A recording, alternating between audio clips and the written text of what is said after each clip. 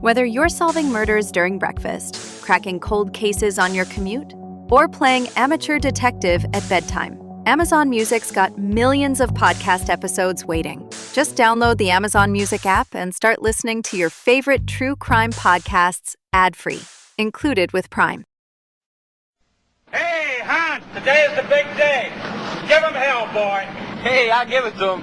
We're counting on you. Hey, Mrs. Broniak, this face is on the case. Hans Stevenson invited the Japanese. You know, my dad was over here with the army in, I guess it was 1940. Hey, did you decorate this place yourself? To put his town back to work. Welcome to your first day with the Sound Motors. Now, everything is on his shoulders. Let's do it and do it our way. I thought it handled great. And it's all in the hands of Ron Howard, the director of Splash and Cocoon. This is great. What could possibly go wrong? Good question. Let's go find out.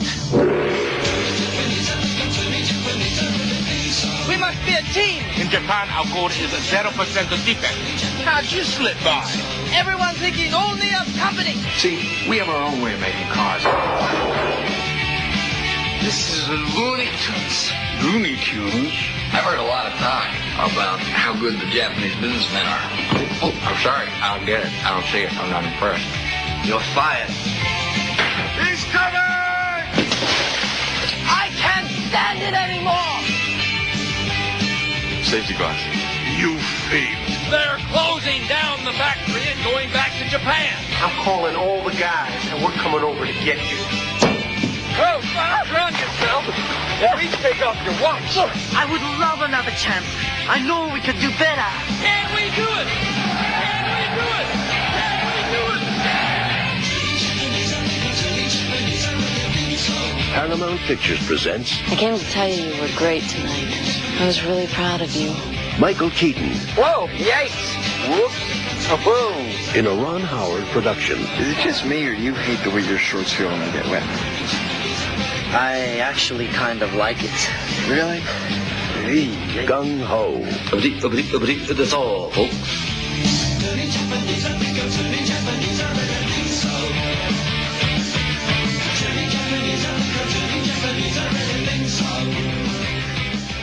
So as you can tell from that intro, we're going to be talking about a movie that may be known or maybe not so well known to you, but it is Michael Keaton. People love Michael Keaton. And I think it was one of those really kind of underrated films in Michael Keaton's career. By that, we're talking about Gung Ho. So, on the Back to the Past podcast, this is Kevin, and I am joined by Justin. And Brad. Yes, and we're going to be bouncing around the world as we travel with Hunt Stevenson to Japan and back, and talking with Asan Motors and many, many other fairly memorable characters that, you know, it's a very entertaining film. So this is actually going to be the first episode in which Justin had never seen any of the content that was associated with our topic. Yeah, write this day down. This is a rare occurrence. It's extremely rare. Especially when you consider this is also arguably the most obscure topic we've gone in depth on. And that's usually the area that I dwell in. Yeah. Yeah. This, as mentioned kind of there in the opening, Gung Ho, you don't really hear a lot about. I think a lot of people have heard the movie title. They know it exists. They know, well, you know, it deals with car manufacturing. Ooh, Michael Keaton. Maybe even seen clips of it. Mm-hmm. Some scenes. Yeah, some scenes as you're watching this movie and quotes and instances, you think you could see that making it into like a meme or just a clip that you would see used a little more frequently in GIF form. Using like a phrase or something, like when Vines were huge. Yeah, like Vines. Taking them as like a reply in the Vine. Yeah. But you don't. But no. I also forgot how funny this movie is. It is entertaining. If you just want a nice, simple hour 51 film. Very dry humor. Very dry. If you're not into that, it might not be as funny. But I am, maybe because I like dad jokes a lot. I don't know. Right. Seeing just the huge cultural differences between Japanese businessmen and American auto workers. Well, at least perceived, right? Because there's a lot of like a lot of liberty taken with some of the things. Yeah, I kind feel of embellishing. I feel what it was, Ebert that had said it, that is kind of a little on the whole Japanese culture, and I would agree with that. Fair. And I'm not an expert on Japanese culture, so as I am either. But just the feeling while watching the movie, that's what I felt about it. Mm-hmm. Yes. Still funny, though. Yes. In a wholesome way. And as we further discuss the film over the next, however long this episode is, who knows? I'm really going to be looking forward to Justin's responses on some of these things. Mm-hmm. Yeah, because I like seeing some of his responses as we were watching it again before this recording, and it's just what we like to do. Yeah, there were definitely a few moments that I was chuckling quite a bit at some of the, especially the lost in translation moments. Yes. Oh, yes. Some great ones. I mean, honestly, the whole opening of him trying to find his way in Japan. Mm-hmm. I'm okay if I watch an hour-and-a-half movie of just somebody trying to find where they're going and they can't speak the local language. So I would just watch that movie. I mean, I was specifically thinking Michael Keaton or somebody like kind of similar to him. Just very animated as they're trying to find their way around. Mm-hmm. Don't speak the language. Just animate a little bit. Mm-hmm. I think the part that really got me in that was when he ends up in a rice paddy in the middle of nowhere. Like, how did you get from an urban area, clearly trying to get to some form of an urban area, right? And some somehow, corporate office. Yeah, and somehow he took the wrong train. That's what he said. He said he was on a train. Next thing you know, he's out here. Yeah, and at one point he misses a train. And yeah, in a rice paddy. Yeah. Not just in a rice paddy, but like in a suit with his projector screen and bags and right. And like that's very lost on us this day. Like an age is carrying all that stuff around business trips. Got it's the like little slideshow machine, and you don't do that anymore. Everybody has those or set up in the office, especially at like a headquarters. Like, just plug in your computer in the AV port, and away you go. Do your presentation. I will say I've been at many conferences where that stuff was already set up, and the person would come in, hook up, ready to go, and it'd take the first 10 minutes of the session time to actually get everything working, because nothing ever worked right. Yeah. It was inevitable. Yeah. And I loved every single one of those moments. Right. Joys of watching people struggle with technology. Right. The non-techie people trying to figure that. Something that you would think is so simple. You plug the little adapter into your device. Well, it should be as simple as that, but for as much as they get paid for right. messing those things up. Right. I mean, like many computers have HDMI ports built in. Just plug the cable in from the wall into their boom connection. Most computers don't have HDMI ports anymore. Right. Yeah, they've throttled that down to gotta get the adapter. Adapter or wireless. Yep. Man. All right. So let's get into some of the basics about the movie and about some of the basic stats. That this movie was released on March the 14th of 1986. So I was just about to turn 10. I was still in the void.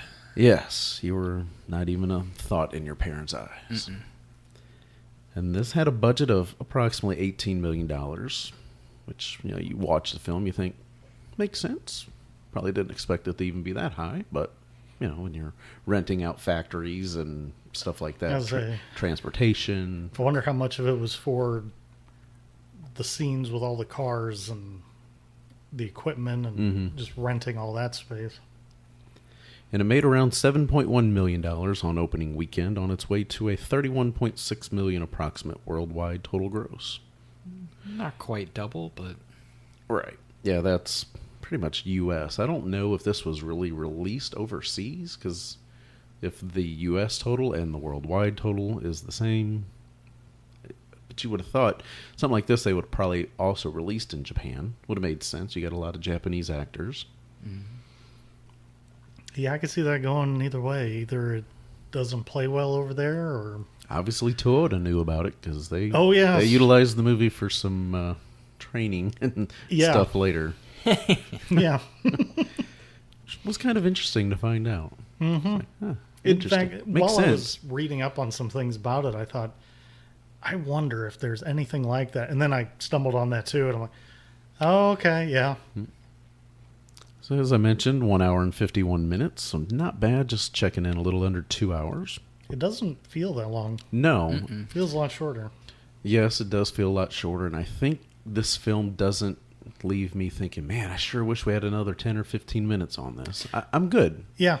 But it also doesn't make me feel like it overstays its welcome. Correct, yeah, It's that like it didn't just kind of drag the on. perfect length. A lot of unnecessary scenes I don't feel were in this one. Feels like a respectable hour and a half movie. Yeah, some good editing by the team. Yeah. 33% critic and 46% audience rating approval on Rotten Tomatoes. So not really the greatest. I mean, less than 50%. I don't know. 48 meta score on Metacritic. So not really the greatest reviews and thoughts. Yeah, and I mean, arguably, like you said at the start, kind of a lot of people don't know about it. And I feel like even if a movie like is historically not great, but the source material they're using people love, sometimes it'll kind of bring it up a little higher, and other times it'll make it go down further. So yeah, I think a movie like this isn't something that people relate to, like Breakfast Club, where everybody's gone to school. I mean, you and I kind of can. Yes, because we worked in the automotive industry. Obviously, 14 and a half years at Chrysler. This is right at home for me. Which you would have thought this movie would have played a lot in my childhood, or my dad would have introduced me to it. He's probably never seen it. And obviously, he spent 30 plus years with the company and in the union and all this stuff. I will say with now, part of it is the accessibility of being able to watch it. True. It's definitely an issue. This was a hard one to find. This was not an easy one to find. Yeah. No. Other than like straight up buying it. Right, or renting it off Amazon Prime or something like that for $5 or $10, whatever it was. It's really the only legal way to do it. Mm-hmm. I mean, you can find ways to do it. You mentioned a way to use an app you were going to have access to through a local library in the county. That was the only way that I could find it, was through an e-streaming app through a local library. And I didn't even get the app to work, so that didn't help. Oopsie. Yeah. I mean, a good app to use on your mobile device to find out, hey, I want to watch this movie or I want to watch this show on streaming. Where would it be? Is to use the Reel Good, REEL Good. Yeah, I finally downloaded it. Yeah, it'll give you a good idea where you can possibly find it. Now, obviously, agreements where a lot of things come, a lot of things go, and how soon that gets updated, it's another question. I don't know yet. And I know some companies are, especially on their older materials, seem to be a little more anti making available. Not in a hurry to get it up there. Yeah, some of them it's almost like they're like, yeah, that's fine. Nobody wants to see that anymore. I feel like this movie would do gangbusters on Netflix. I think it would do pretty good. I like, and I mean that in the sense of Netflix has a lot of just kind of okay movies. A lot of people could file this in an okay movie category. Heck, I saw it in high school. That was my first introduction of it, and I really liked it when I saw it. So, for some reason, I think this used to be on Netflix at one time. I swear it did. Where is Paramount Movies usually have historically kind of been? I don't know. I will say Netflix has moved away from a lot of older material. True. And by older, I mean pre-1990. Yeah, trying to stick to their originals and stuff that the mostly target originals audience. and newer things. Well, let's be honest. They saw the writing on the wall. Eventually, everybody was going to be like, wait a second. They can do it. I can do it, too. Yeah. No, it remains to be seen who survives. Yeah. And that's why I was really excited about this library app, because I found all kinds of older stuff that wasn't on anything. Never heard of that app till you found it. Same here. I did some digging. Yeah. I mean, then again, I don't live in, obviously we're in St. Louis, St. Louis County or St. Louis City to warrant going to their library system and saying, hey, what all do I get with a membership? I will say, in my looking, the last time I looked, you have to live in a certain area in order to get it for free. Mm-hmm. You can pay for it. Fair. To get a library thing. Access, yeah. But apparently St. Charles County, St. Louis County, and St. Louis City have kind of an agreement between them. Huh. So they have different library systems, but you can, I guess, get a one free membership card from for them. all. No, you have to get 3 separate ones. Yeah. Okay. But they won't charge you necessarily. Well, that's kind of nice. Which is better than nothing. Yeah. Wow. There you go. I mean, I guess unless you catch it on like one of the Pluto movie channels or something like that, because they show some great movies on there, and ad supported. But and they got on-demand stuff on there too. Yeah, they do. Yeah, there's a whole lot of free apps out there that you never know what kind of crazy stuff they're going to have, and that's usually where I find most of these things we talk about. Mm-hmm. Unless you just Not happen to have it in your very significant collection. Yeah. There is that possibility. Which, in a way, I was kind of surprised you didn't have this in your collection, but I totally get it. It wasn't what I was super familiar with. Yeah. That's about Still the only kind reason of, why. Yeah, still kind of shocks me. Mm-hmm. No, it's pretty interesting, though. Yeah, I think we're going to eventually do kind of an episode just talking about streaming apps and different ones, and because each of us use different things. I mean, you've got Shudder. Obviously, I mean, that's a paid one. You have to pay for that. It's a very one. cheap one. Yeah. You still have to pay a fee for that, Mm-hmm. whereas Pluto is pretty much free. It is. Things like Crackle are free, and Tubi, yeah, TUBI. Filmrise. There's so many out there. There are. That people don't know about. It's like, wait, I can watch all the old original Price is Right from the 70s and 80s with just Bob Barker. I don't have to watch Drew Carey. Sign me up for free. I mean, they got one on Pluto. It's the Bob Ross channel. It's nothing but Bob Ross 24/7. It's very calming. Mm-hmm. Speaking of Bob Ross, if you're checking this out as we record this in late August of 2021, new documentary, or I don't know if it's a documentary, but just popped up on Netflix about Bob Ross and his estate has just how screwed issues with the BRI. Yeah, they do not condone it. The Kowalskis. So I don't. It was good. It was. I haven't watched it yet. I'm curious. Yeah, I just know that they were not pleased with it. It's kind of depressing, which makes me wonder. Yeah. Well, now I'm curious. Oh, it's worth it. It's like a 2-hour 220, I think. It's long, but it's good. All right. Gene Siskel did apparently seem to enjoy this based on his March 17th, 1986 review, which you can look that up online and check that out. St. Patrick's Day. Indeed. Yeah. Mm-hmm. Roger Ebert, as Brad mentioned, had some little gripes about the film. There is an episode of They're at the Movies that I found on YouTube where they do talk about it, and they explain their pros and cons very succinctly. Yeah, which is, I mean, it's always good to be able to catch those kinds of clips. And you can tell, even then, they don't really like each other. Yeah, there was another thing, too, that I was reading recently about that they learn to work better together because, they kind of started having their health issues. They realized, yes, we're both great critics. We're both going to have our own opinions, but they worked better together as time went on. Oh, yeah, because this was at the time, and you could clearly see the video where, like, Ebert's talking, and Siskel tries to say something, and it's... Roger just raises his hand and just kind of waves him off, like, I'm not done talking, shut up. There's a lot of that going on. Yeah, which obviously that's going to build a little tension. Yeah, between the two stars. Oh, yeah. That's why I love it whenever they agree on something, because there's so many moments when they're just like, you can tell they're just like, this your is opinion great. is stupid. Yeah. So moving on to the cast and crew, this was directed by Ron Howard. Many people know him from Andy Griffith Show, Happy Days, directed Cocoon, I believe. Mm-hmm. Many other films, and still working today as a director. Apollo 13. A lot of people now look at him only as a director. Yeah. Because he hasn't really done any acting in, quite some time. Yeah. And I put his directing kind of in the same category as Spielberg. It's kind of got that same...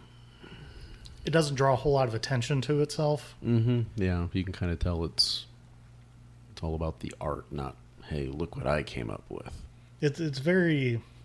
It's got that stamp of drawing you in without calling attention to itself. It's very people-centric. Mm-hmm. It's about the people. Like, the characters, whatever, they are very good about honing in on that human element. I think that's what it is. It also helps that I think that he started directing movies for Roger Corman. No money, do it as quickly as possible to get it done, get it out. Mm-hmm. But done with style. Some of the writing credits go to Edwin Bloom, Lowell Gans, and a very interesting name, Babaloo Mandel. I love that name. Like when I hear the word Babaloo, I think of Ricky Jungle Ricardo. Book? No, that's Baloo. It's Ricky Ricardo on I Love Lucy. That's what I think of when I hear Babaloo. Music by Thomas Newman. As mentioned, Michael Keaton is the star. He plays Hunt Stevenson. Gedde Watanabe is Oshi Kazuhiro, nicknamed Kaz, moving through the film. And his big first role was 16 Candles. Mm-hmm. Yeah, which I thought that was pretty interesting. He played Long Duck Dong in 16 Candles, so interesting name. He was also in Gremlins 2 as Mr. Katsuji. Also appeared in 58 episodes of ER, which I didn't realize. I didn't either. Wow. I mean, I've seen a lot of episodes of ER thanks to my wife, but not that I really paid any attention that he was in there. Like, huh. He also was in 21 episodes of Sesame Street from 1988 to 1992 as Hiroshi. Which I'm like, that's pretty interesting. I mean, he's had a pretty good career. And he looks so young in this film. Mm-hmm. I mean, he's born in California, so he's not a native Japanese, citizen that just came over here to work or anything. I saw an interview with him this morning or yesterday, and he was talking about starring in the movie Vamp, which I think came out the same year, 86. Okay. And he was talking about how movies in the 80s with using Asian actors and how there was a certain veil that they had to have in order to be in that movie. And that's why he loves talking about the movie Vamp, because there isn't quite so much of that in there.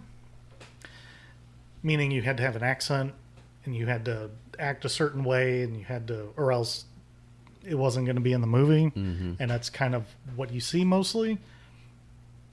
He didn't mention Gung Ho at all, but there's moments in Gung Ho where there is that. Mm-hmm. But then, he's great in this movie. Mm-hmm. He gets past all that. Right. Yeah, there's one scene later where he's got a line that, that he feels that he's becoming more American. He sees things more from the American eyes, that maybe we're doing things not necessarily wrong, but we're not looking at trying to be the best of both worlds. Meeting in the middle. Right. Yeah. Keeping the discipline, the respect for the company, but yet also, making sure that family and friends are as important as our work life. Work-life balance is huge. Yes. Especially when you have the opportunity to ever afford it. Mm-hmm. Yep. Because many don't. Right. Yeah, and a lot of companies don't allow for work-life balance. Mm-hmm. Still. Right. And there's a big push right now for monetizing your free time. Mm-hmm.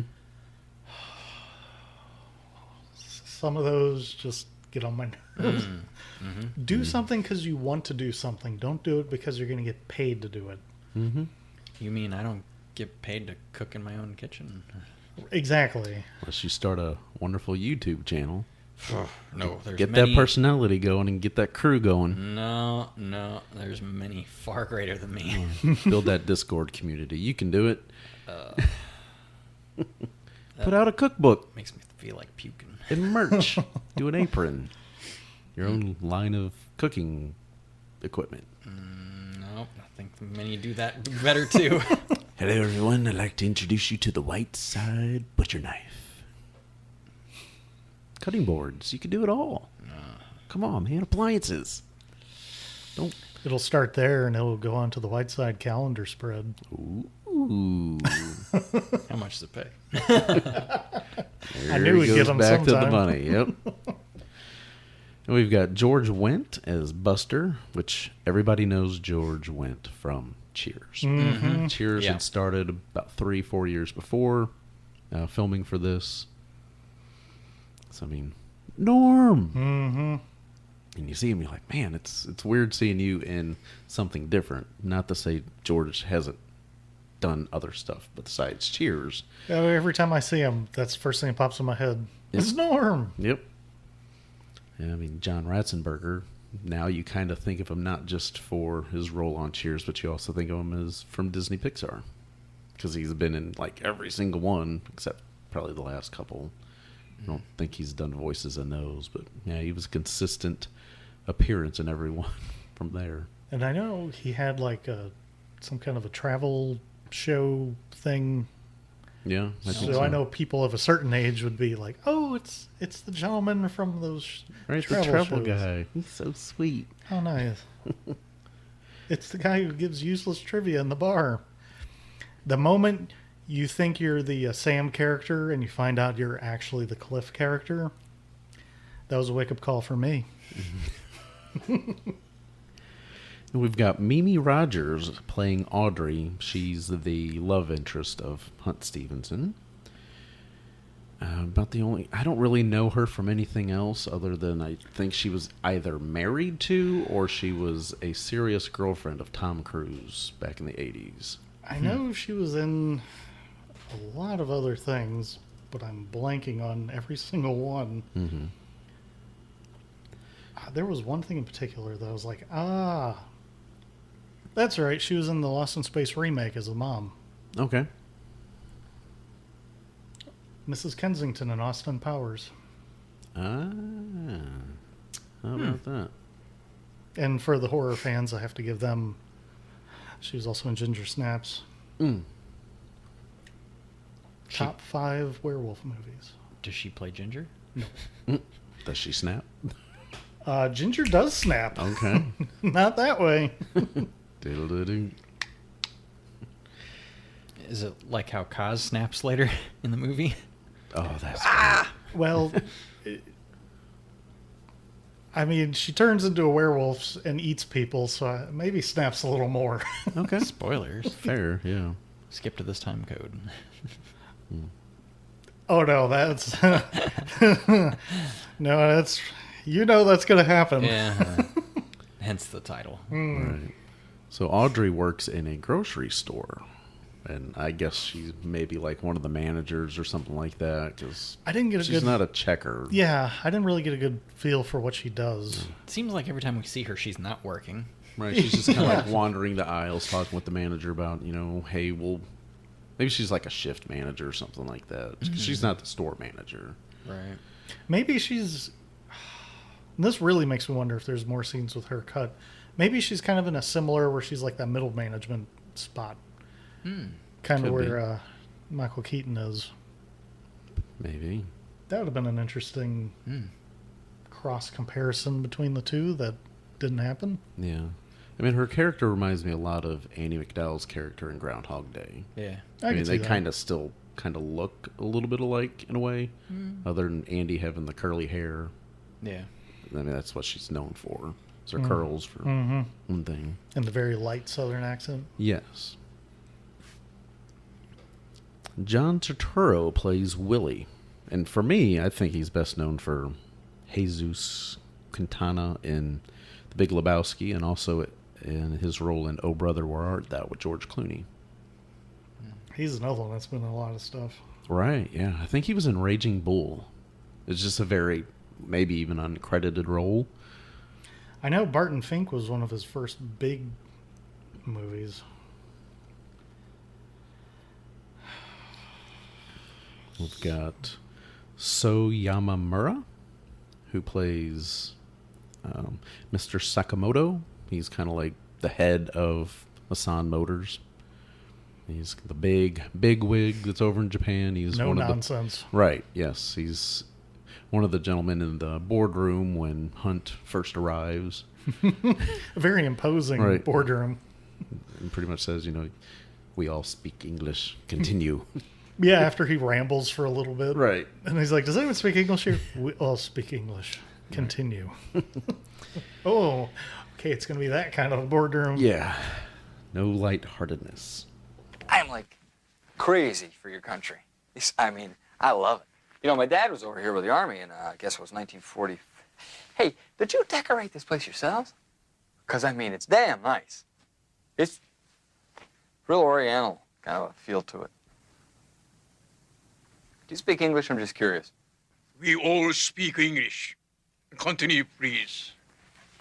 We may as well get started, right? Because I know you guys have like a long day of staring ahead of you. Where are the lights? Yes. Jesus. Okay, here we go. This is Hadleyville. There's the factory. That factory's been there for 35 years, fellas. Now, it's been closed down for the past 9 months. But 2 years ago, the place was completely retooled. Completely retooled, and I'm telling you, it is in great shape. Whoa, how'd that get in there? Yikes. Whoops. Whoa. That's Hazel Lockwedge. Hazel's unit was responsible for putting out over 100,000 car engines in 1 year. And I think the key word here is put out.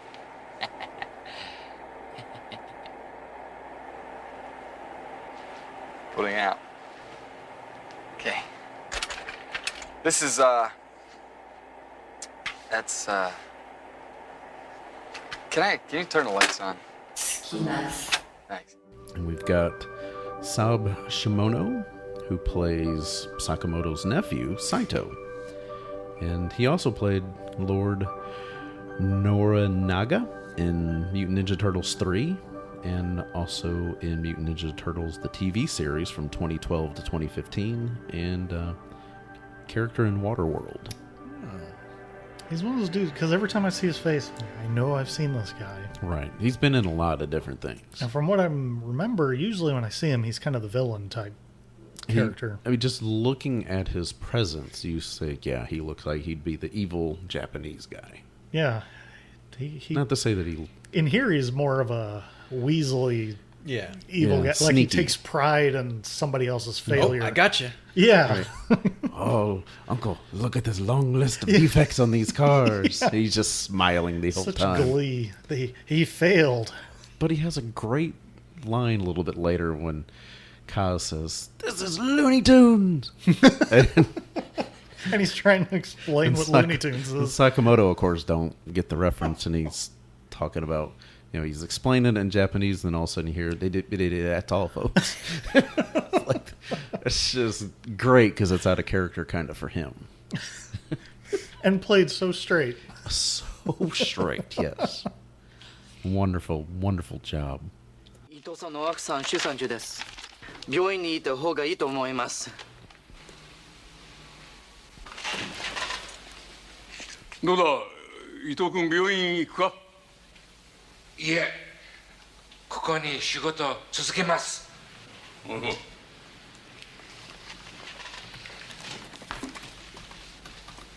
This is Looney Tunes. Looney Tunes? 漫画に出る有名な言葉です。わかると思いますが、いつもテレビに出るんです。That's all, folks. Rodney Kajiyama plays Ito. And he looks like he's familiar too, because you feel you see him in a lot of things, but nothing that really stood out to me in IMDb. Glasses, just kind of the shorter, I would say the shorter, chubbier Japanese a little gentleman. portly. Yeah. But he's got that fun little dance scene where he puts his little, He's the one that's got the wife goes in labor. Yes. Yeah.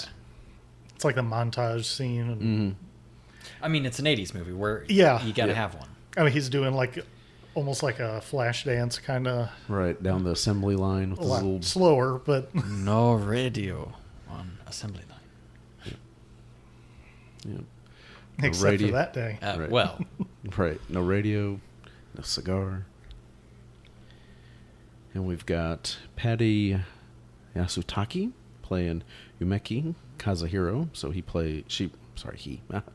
plays Kazu's wife, obviously.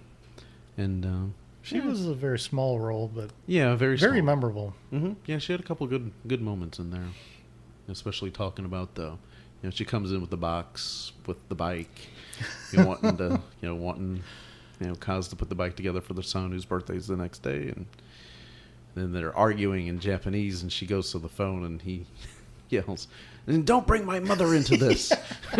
Apparently she dropped the mom bomb. Uh-huh. I was like, that was good. And that was also like the first time you see the influence of Americanization on their family. Yes. Because clearly the kids have taken it over. She's starting to take it over. Especially with the cooking. The cooking, the no Hawaiian more punch. green giant giblets. No more Hawaiian punch. Right. You got a kid running around talking about G.I. Joe and right. whatnot. Yeah. But I was going to say, one could imagine, Saturday morning waking up and him running around in a He-Man outfit or something. Yeah. I mean, samurai, hey, we like swords. Maybe. Oh, yeah. Yeah, totally. I mean, obviously He-Man's a big sword guy. Yeah. I mean, sword of power. They got Twisted Sister on the TV. Yep. And no more Twisted Sister. I mean, of all the things to have on the TV, I mean, in the mid-'80s, MTV, what is the height of TV youth culture, MTV? Music videos, yeah. And, of course, of all the things to choose, Twisted Sister. Mm-hmm. Yeah. Then we revisit another movie featuring Rick Overton, who plays Googie, who was also in Willow and played one of the drunk guys in Groundhog Day. Most known for the scene where, I guess, Phil decides that I am a god. And I can do whatever. I can do whatever I want. Pretty much. And runs from the cops in the car and plays chicken with a train for a little bit. Mm-hmm. Flapjacks. Yeah, flapjacks. Too early for flapjacks? And then, of course, what is a Ron Howard movie without his brother Clint? Good old Clint Howard. Playing Paul. The dude of a million credits. Yep. Wearing the Pittsburgh Pirates little hard helmet that you would always see at a ballpark helmet. Or something. Now you would find filled with nachos. I was just about to say, yep. Helmet nachos. Or ice cream. That was back in the day before they really did the ear flaps. So yes. That's right. what they'd be wearing. God, that's insane to me to even think about. Mm-hmm. No ear flaps. I mean, I used to have a bunch of helmets like this growing up. I'd have Cardinals, Mets, Dodgers, just a whole bunch of different teams. And we'd wear them playing wiffle ball, obviously. But it's like a car without a seatbelt. Yeah. And going way, way back, they didn't have helmets at all. I know. You're right. Yeah, you just wore your ball hat out there. And even before then, catchers didn't have face masks. Oh, yikes. Just like hockey goalies didn't have goalie masks either. Yeah. Nor did they have teeth. Yeah. And noses are crooked. Yeah. They got scars down their faces. Eyes are crossed. There's one guy, I can't remember his name. I always forget his name. But every once in a while, I'll post his picture and be like, yeah, this is a guy who was a hockey goalie back in the 20s. And yeah, I mean, his face is all scarred up and he's got dents in his head. And like, man, what a life. And they didn't want face masks. Right. It impaired their vision to be able to see. But I'd rather impair my vision there than impair my vision in real life. It's like that argument over pitchers wearing helmets and whatever, and a lot of them push back because they say, I can't see quite right. If you get a line drive to the face... Which seems to be happening more and more. Which is happening more often. Yeah. Maybe they thought it would infringe on their rights. Nope.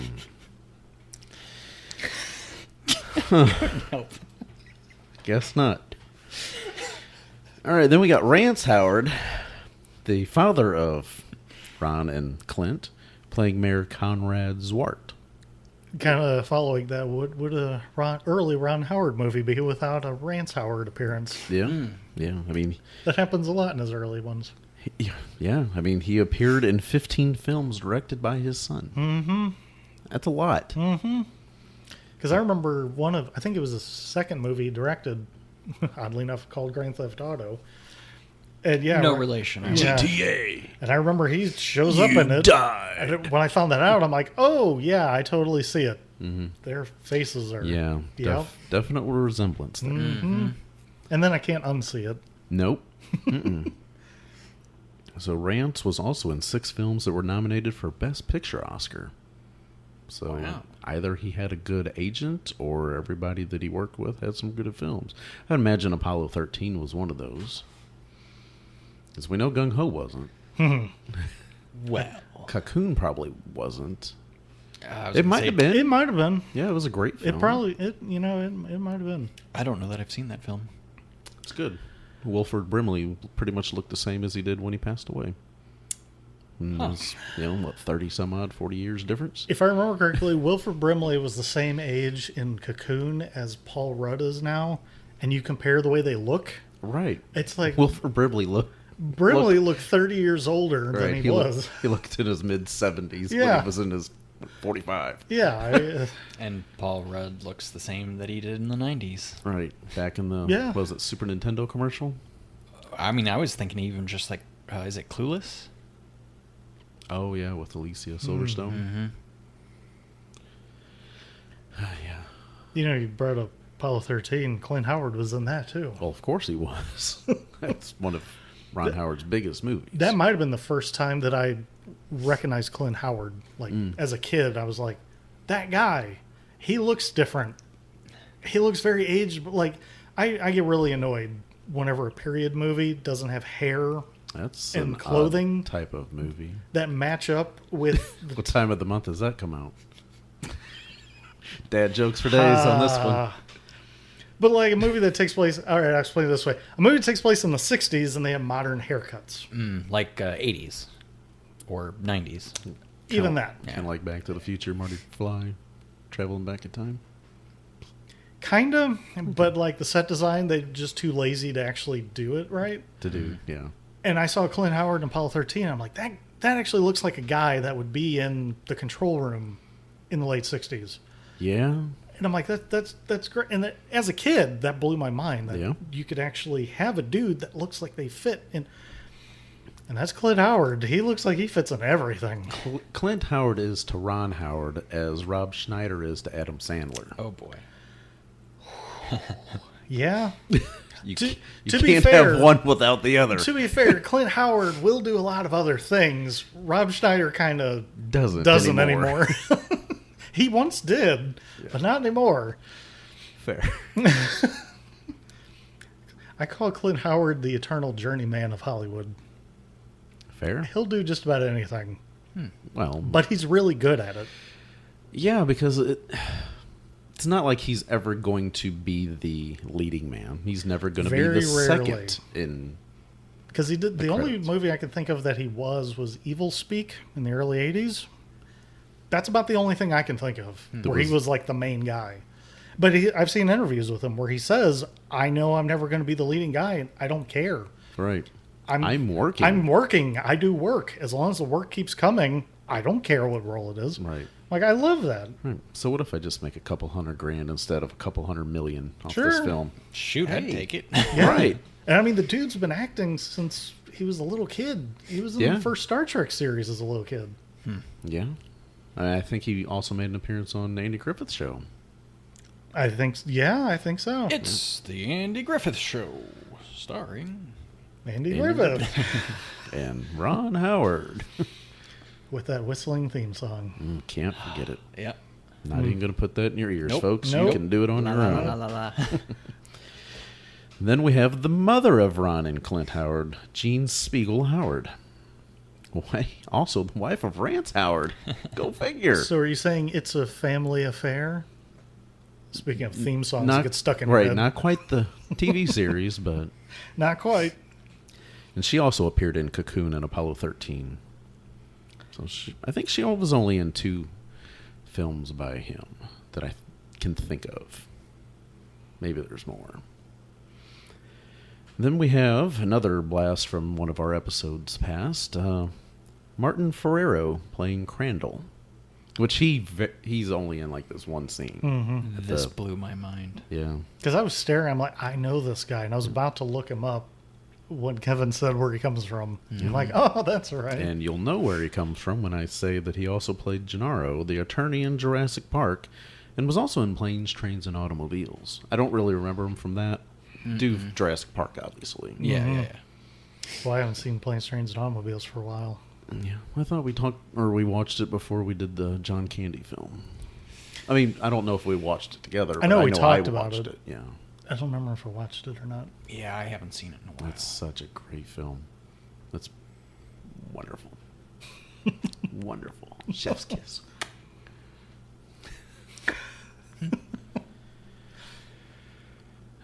No, it's and the movie opens with Hunt being kind of in charge of having to go over to Japan to talk to Asan Motors, which is a fictional automobile manufacturer out of Japan. It is. I thought it was real. No, believe it or not. Now, does anyone ever specifically specify, like, well, oxymoron there, but whatever.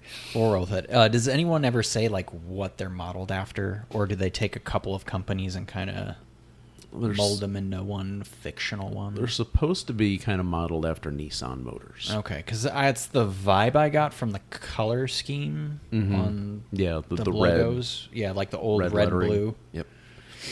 The fictional Asan is based in Tokyo, and Nissan is actually based in nearby Yokohama, Japan. The vehicles that they used in the film are actually from 1985 and 1986 model Fiat. You got the Regatta and the Spazio. That was my other question. Which were being produced by Seville, Argentina, down in Argentina, obviously, under license of Fiat. And the film location of the assembly line was the actual Seville plant in Argentina. They look like those small Japanese cars. I mean, it fits right Unless in. you really knew where it came from, which I'll be honest, I didn't realize they were Fiat.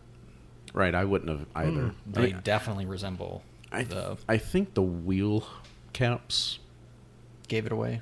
That's what stands out to me the most. It was like Fiats of back then. Sure. Kind of had some of that. Yeah. I mean, now, like, Fiat is part owner of Chrysler or something like that. Yeah. It's all just changed hands so many times. But no, just seeing all those different cars and seeing the inside of a automobile manufacturing plant again is kind of a treat for me because it's no PTSD. No, I was going to ask, like, did any bad memories come flooding back from all that? I mean, they spend most of their time in what would be considered body shop or the metal department. So it's not like they're up in the paint booth. They're not in trim. I mean, some like chassis department work, where they show them raising the engines and the frames meeting the car body. I do love the ones who George went pushing the one car that's lifted up. Human forklift coming through. Right. I mean, people would have to, move vehicle bodies around that way, especially up in paint department. Before they went through the booth, it had to be pulled off the line for whatever reason to fix something before it went up through there. Body shop, obviously, that was done a lot because everything's being put together. But yeah, a lot of the body shop stuff even was familiar when they would put the parts on and see them clamping those things down and the little, spot tip welders. It's like, remember that? And the little sparks means you need to change your spark tips or your gun tips. It shouldn't be, or you're not doing it right. Not enough pressure. Yep. Yeah. But it visually looks cool. Right, exactly. They're doing something. Yeah, they're doing the thing. That's why you would definitely be wearing the protective gear, otherwise your shirt's going to be leaving with a bunch of holes in it. Yeah. And you'd be dancing a little bit. Yes, you would be. Yeah, especially, falling down in your shoe or down your shirt. Yeah. It's fun times. It's very hot. Molten metal. Yeah, so he's, heading off to Japan. Everybody's, well, not everybody. A bunch of his buddies are there to see him off. You got this, and the adventure begins. It's kind of like Tommy Boy, kind of. In a way, yeah. You got one guy kind of riding on it all, trying to save the company. If the plant fails, the town fails, kind of thing. Yeah. Well, I mean, in some ways, a little less kooky. Don't have a deer ripping out of the back seat or something.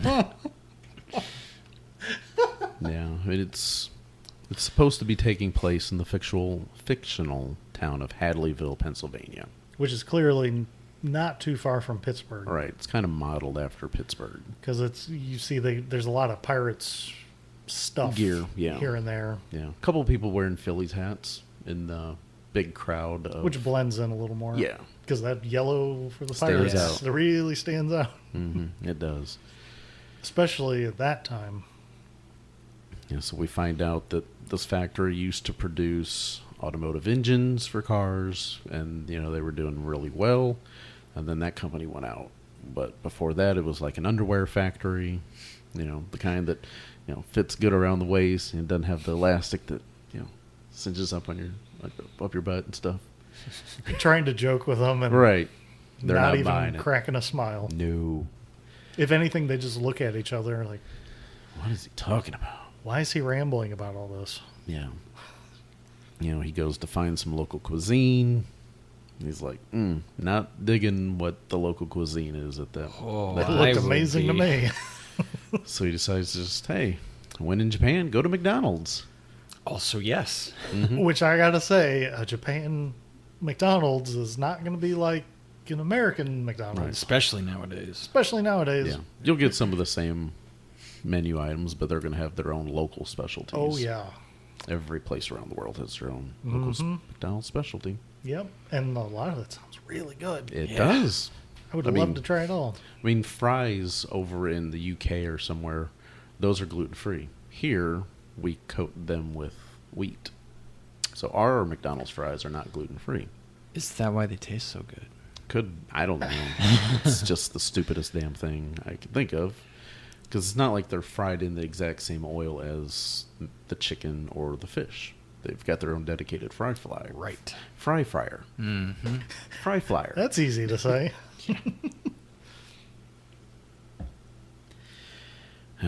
I thought it was interesting, throwing in McDonald's. Makes sense. Getting a little sponsorship. And it fits in with the character because he's very American. Very American, yep. And clearly has not gone anywhere else. No, he hasn't really been out of Pennsylvania much. Yeah. Well, and I think you have a note on here, too, about, Keaton going into the McDonald's and then eventually later on right. He down the plays line. Ray Kroc in the movie The Founder. Yeah, that's right. Kind of an awesome little circle there. I do like those little things that, you do something early and then later you're kind of doing something. It's like also Michael Keaton playing Batman and then later playing... Batman. Yeah. Well, so the rumor says. Or also in the Spider-Man film with Tom Holland playing Vulture. So he's done another kind of superhero movie. I don't remember what the name of that one was. Kind of like when he started making his comeback.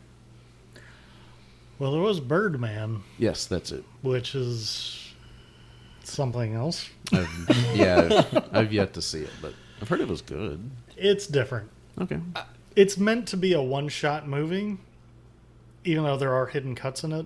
Not many, but there are a few, and that type of movie is more, I would argue, to ooh and ah over the filmmaking than the actual story. if you watch it from a filmmaking perspective, it's amazing to watch. If you watch it for the story, there's a lot of this is just how these movies are made.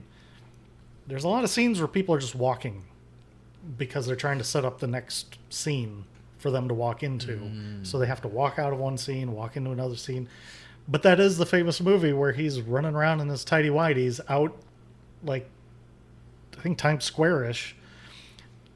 And people had no idea. They're just like, oh my God, is that Michael Keaton in his underwear running around? Has he lost his mind? Yeah, and people were like, What's what he is doing here? Yeah, like the reactions of people were genuine. That scene I thought was amazing. I might have to look that scene up. Yeah, that scene was amazing. We might have to watch that sometime. It's fine. But that scene, though. But Michael Keaton in Gung Ho is the Michael Keaton of this time period. Yeah. He's still only doing comedy. Right. And it seems like his characters are very similar. I mean, Johnny Dangerously, Beetlejuice, Mr. Mom. Right. And then into Batman, it's like you see that, and this is one of the things that you liked about, like, at the early part of the movie where he's looking at himself in the mirror, getting ready to go, and he kind of looks back and does that funny little laugh. Like, that's kind of Joker-ish. It was very Beetlejuice-esque. Yeah. Which is very Joker-esque. It's very familiar. Mm-hmm. You're like, yeah, that's definitely a And I kept cracking the joke. I think is it the second movie where he's like, "You want to get nuts?" No, that's the first one. Oh, okay, yeah. I kept cracking that joke. I mean, Yep. then eventually he actually says the word nuts later. I'm Uh-huh. like, here he goes. Right. Yep, here we go. I will say his character does have some pretty good dramatic moments in this movie. Mhm. It's not all straight comedy. No. So I can totally see why making him a dramatic actor would work. Yeah, I mean, he's a very flexible actor. He's got a nice range. It took a long time for Hollywood to get that, but Yeah. Right. I think Sometimes it took does. all the 80s to figure that out. Yeah, sometimes it does. Yeah. But Look no. at Jim Carrey. Right. Yeah. His dramatic movies, he's great in. Yes, he is. Ah, yes, Sonic the Hedgehog. Yeah. That's, Oh, you weren't. Oh, I see. yeah. You're Wrong. talking like Truman Show. Eternal Sunshine. It's Mm. probably Smile. my favorite of his. Hmm. Number 23. There's I mean, like we're talking about, he goes to McDonald's. He's trying to do all these American things. He's still dragging the screen that you're talking about. He's got the little slideshow projector. He's got his bag, obviously. He traveled light because I guess he's just going there for like a day or something. But they show him crawling out of the little cube that... The sleep pod. Right, the little sleep pod that he's staying in because Mhm. he doesn't need a hotel room. In Japan, it's very tight. You're And kind of those are really cheap too, like those little sleep pod things. Mhm.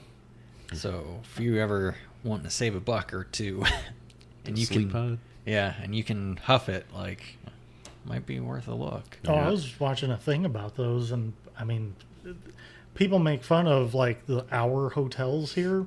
I mean, that's how the sleep pods work. You can get them for like an hour if you need it. Just have like a nap. Yeah, I mean, usually, Genius. Usually, most people when they go on vacation, what do they use the hotel for? Sleep, shower. Yeah, that's it. Yeah, Sleep, shower, and store their crap. right. Yeah. I need a place to put my suitcases. Mm-hmm. So you don't need a lot, and especially if he's just going to be there for one day. You know, he doesn't really have an extreme budget. Budget's Yeah. razor thin. Yes. Yeah. So, like you said, he ends up on the, the train platform and misses that train. Can't get a taxi. Still trying. He's talking to these various people trying to find out where the hell this place is even at. Riding at the back of that bicycle with his legs all spread out. Right. And holding the stuff. Yeah. Ends up in the rice field, like you said. And then he ends up walking into the middle of management training or whatever it was. Yeah, whatever that they was called that. That was an interesting. Kind of intense, yeah. Yeah. See a bunch of what you figure are management folks. Kaz is one of them, getting kind of berated in a way, and they're all yelling and screaming and talking about things, and it's just kind of like a karate dojo in a way. It's almost like the way he describes it later is like a boot camp for managers that already kind of screwed up. Yes. Because I thought you'd see them all and they have all these ribbons all over them. And just me seeing it, I thought, oh, well, the more ribbons you have, the clearly better you are. And they mentioned that, and no, that's the amount of times you've screwed up. Right. Yeah, so the more of those you have, the worse you are. He was pretty decorated. Yeah, he's pretty decorated. A lot of blues, a lot of reds. Yeah, so he's pretty much, this is his last chance to be in with the company. And they've got him and like 3 or 4 others. They're showing them in different scenes as they're kind of like running a boot camp kind of thing. You know, they're running, they're doing all these different activities. The one is like, I really think I'm done. I've learned everything. I'm ready. No, you need 2 more weeks. Yes, I need 2 more weeks. Right. So just kind of like bows and cowers down and turns and walks away. And he's got that look on his face like, oh, how am I going to survive for 2 more weeks? Mm-hmm. Then, you know, it cuts to the next one is Kaz in his, I guess we'll just call it a meeting. Almost like a review. Right. You know, he's kind of pleading his case very emotionally. Frothing at the mouth. Yes. And Hunt walks in and, you know, casual, just American just doesn't really know what's going on. And he's, again, trying to find this place. He talks, he's like, hey, just trying to find, you know, I'm looking for some motors, you know, 2 block over. You know, it's management training. You know, kind of getting pretty berated himself by this guy. He's like, yeah, this guy woke up on the wrong side of the bed today or something. Then he comes back, pops into the scene with Kaz, and he's like, yeah, you get some spit or something right there. He's like, yeah, you get the other side off. Then he ends up in the boardroom, and he's going through his little presentation.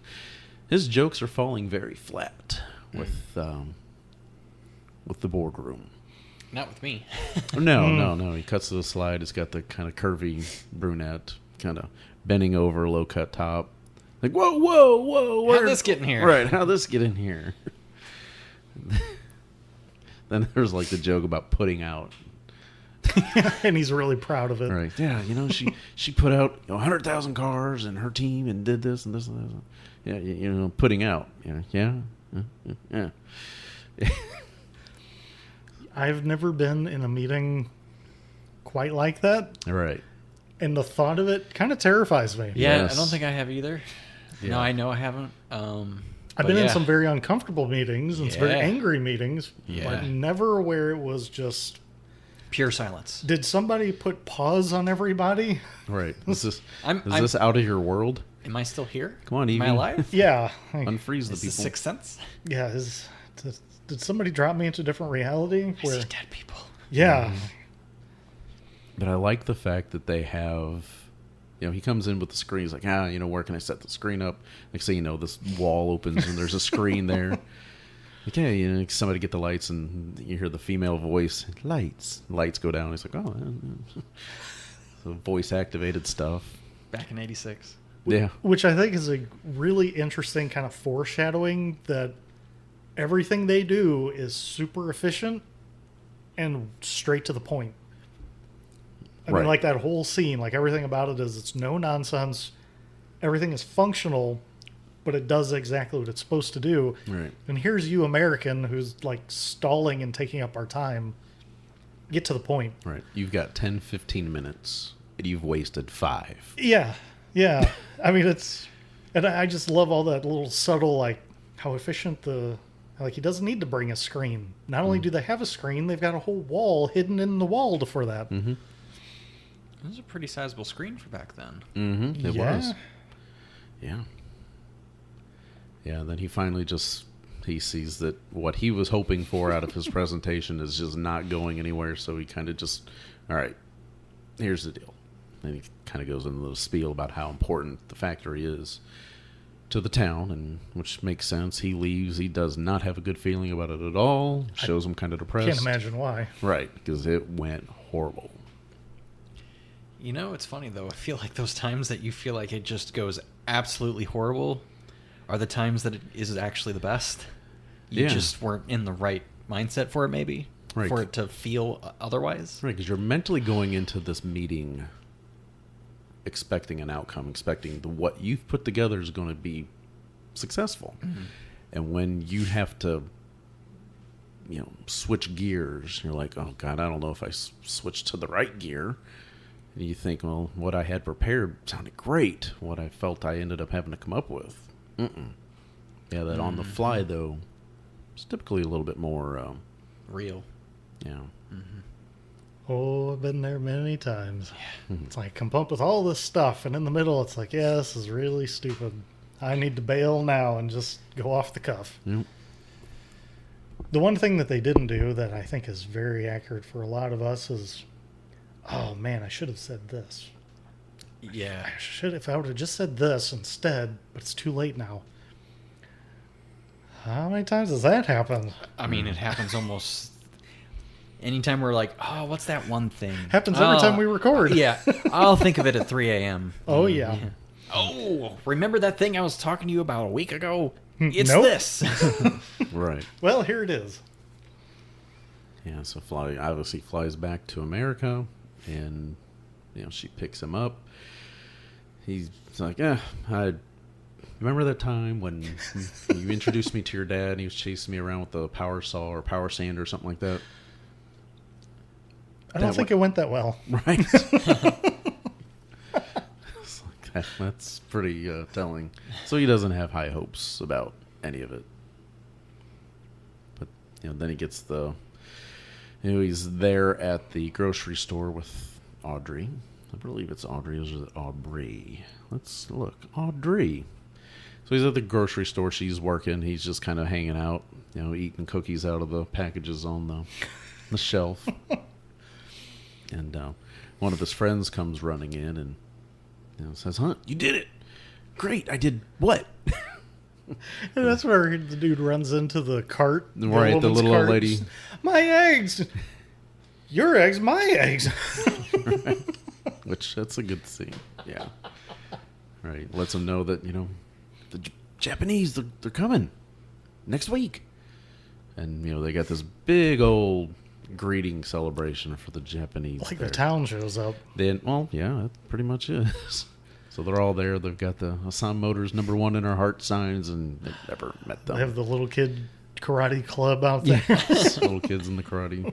Some women are dressed in like kind of traditional clothing. Komodo or whatever. Yeah. They got the dragon thing. Yes. Oh, boy. Yeah. Really playing up on all that stuff. They roll out a red carpet for them, and it's like to the casino. Theater. Theater, yeah. Yes. Oh, my God. They're looking at it all funny and like, okay.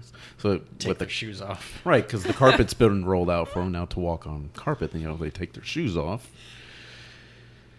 To which the mayor and his take their shoes off because they're like, well, I guess we need to do this now. Right. So it just shows the whole disconnection with the culture and everything. But, and they call Hunt up there. It's Hunt Stevenson here. Yeah. And he comes up there and says that's, who convinced them to send them over to reopen the plant and try to give it an opportunity. Which, after a meeting like he had, it's shocking. Yeah. Very, yeah. Yeah. He'd already made peace that it wasn't happening. Mm-hmm. Understandably so. Yeah, the term Gung Ho is actually an Americanized Chinese semantic error term. Not I Japanese. did some looking up on that. There's an actual word for what that's called, but it's where somebody takes something from another language, but they don't say it correctly. Mm-hmm. But in this case, it was actually Chinese related. Oh. But it comes out of like World War II. Huh. That's where the origin of it. In fact, the first movie, little trivia, first movie with the title Gung Ho was actually 1943. Mm-hmm. I found that movie everywhere. Right, yeah. That's Easy everywhere. to find. Yeah, so not the first movie with the title Gung Ho, but referencing 1943 in a film. That was another one of his kind of jokes during the presentation. You know, my grandfather was over here in like 1940. Oh, yeah, it's like, changes it mid-sentence. Yeah, because that's kind of a touchy subject about dropping the nuclear bomb. Yeah, why would an American be over in Japan in 1940? Huh. Yeah, World War. Let's talk about something else now. Right. Yeah, 1940. Yeah. That's switch gears here. Yeah. So, do you think? Because there's been rumblings that obviously but Michael Keaton was not the first choice for the role of Hunt Stevenson. It could have gone to Bill Murray. It could have gone to Eddie Murphy. I really see Bill Murray in this. That's about the only other person that I feel like I could see. I would love to see Eddie Murphy in this, but being in a town like this, I would be very surprised. Yeah, that too. I don't know that that would fit. Yeah. Yeah. But I would love to see him in that role. Yeah. I also wonder if this movie would have done better with Bill Murray, just because of the clout of the name. At that time, right. I mean, it's 2 years after Ghostbusters. Yeah, he's still riding that SNL high. Mm-hmm. I mean, possible. There's many films that I think Bill Murray and Michael Keaton could be somewhat interchangeable. Yeah. Or you could almost put either one of them and it would still be just as good either way. Mm-hmm. I could see Michael Keaton in Groundhog Day. Yes. Yeah. I mean, in a way, I could see Michael Keaton in Ghostbusters. Yeah, I was just thinking that. Yeah. I mean, I don't know that I could see Bill Murray in Beetlejuice, though. No. That would be that's a tougher one. sell. He really owned that one. Yeah. Because Bill Murray is more of I don't want to say slower, but kind of more relaxed kind of character. Where Keaton can amp up. Yeah, he's very animated. Yeah. Keaton can get that very animated expressions and voices. More energy. Yeah. Mm-hmm. Brings a little more energy to things. But very similar. Mm-hmm. Very similar actors. And I just don't think Eddie Murphy, it would have been a fish out of water in his own town and in Japan. Mm-hmm. Right. It's just not because, Hadleyville is racist or something. I mean, there's African Americans. It's just very, already a minority as it is, or really minority in that little town. Yeah. No, I agree. And the idea that it spawned a 9-episode series, that released after the film. Fascinating. Yeah, which, even included some of the same actors. Gedde Watanabe reprised Kaz. Clint Howard was also in it. Sab Shimono as Spiro. Rodney Kajiyama as Ito. Patty Yasutaki also reprised her role. Scott Bakula, however, played Hunter Stevenson in the series. A very young Scott Bakula. Pre-Quantum Leap Scott Bakula. Yeah, by a number of years. And I know that, because I was looking this up, the George Wentz character was in the show, but somebody else played him. But it wasn't somebody I was familiar with. Right, yeah, I did read that. George Wentz doing Cheers. He doesn't need to be on this other one. Right, another TV show. I'm sure it would have been... He's getting paid boatloads to be in Cheers. Yeah, usually if you're in a big show like that, your contract stipulates no other TV shows, TV series. You can do movies because they're one-offs. As long as it doesn't interfere with the shooting schedule. Exactly. Mm-hmm. A la Family Ties, Back to the Future. Yes. I mean, you can do that, but you're going to be doing it on a separate schedule to where it doesn't interfere with the primary television series. Mm-hmm. Yeah, so obviously this didn't do as well because 9 episodes from late 86 into early 87. So it didn't come out until like November, December of 86. And if the movie is obscure, then the TV show might as well not exist. Yeah, non-existent. In fact, I didn't know that till today. Yeah. I didn't know it till yesterday. Yeah, I couldn't find it. I couldn't either. There's a couple little clips on YouTube, but not like they're good quality. Oh, yeah. I mean, it's like there's like couple commercials for it and like the intro title sequence, but yeah, it's garbage quality. Mm-hmm. It's like somebody made a copy of it and then made a copy of a copy of a copy of it. Ooh. And then put it up on YouTube. So was the sound better on the movie we watched today? Oh, by far. The video and the audio. Oh. Yeah, it was terrible. Yeah. I'd be curious. Mm-hmm. Yeah. I don't know that it's strange an enough. idea that can carry a series. No. But I'm curious. But it's just strange enough that I'd be curious too. It's like it makes you wonder. It's like, where does it pick up from after? Yeah. The head Assam Motors guy leaves the factory and goes back to Japan, and then they continue on and say, "Yeah, we got a great team here. Let's." And then small town shenanigans ensue in the plant. Right. I don't know. Because I mean that scene Plus with culturally different. Oh yeah, I'm sure items. there's a lot of that. Yeah, I mean the scene with Kaz and Hunt in the bowling alley when they're getting hammered was great. So great. Yeah, That's it's very entertaining. well done. It's an elephant. Hey, Reverend. Look at an elephant. All right, put it back in the zoo. Because he gets up and you're like, what is he doing? He's like, oh, he's putting his hand down his pants. Well, you hear the zipper and you're like, is he going to take his pants off? Right. Yeah, what is he doing? Yeah. And there's at least like 12, 13, 14 beers on the table. Empty bottles. Yeah. Yeah, they've put whatever some happened away. to going for a beer? Right. Well, that's how it starts. Yeah. It's always how it starts. Oh, yeah, let's just go for beer. Oh, no, not this again. No. We never go for just a beer. Right. If we are smart enough that whenever we go for a beer and we know that it's going to be multiples, we're going to go for a few samples. Mm-hmm. Yes. Smarter that way. Yeah. Yes. Experience. Of course, this was way before that idea of samples and beer was just having more than 3 choices. Yeah, right. Beer was just beer. Mm-hmm. It's one flavor. Vanilla. I mean, there is the joke of walking into a bar and saying, "Yeah, I'll take a beer," and it's like, "Well, which one?" There's like a million of them. Well, back then, lager, basically. That's for the most part what you're gonna get. Yeah. And usually it might just be 1 or 2 choices, especially the smaller towns. Mm-hmm. All macro. All macro. Yep.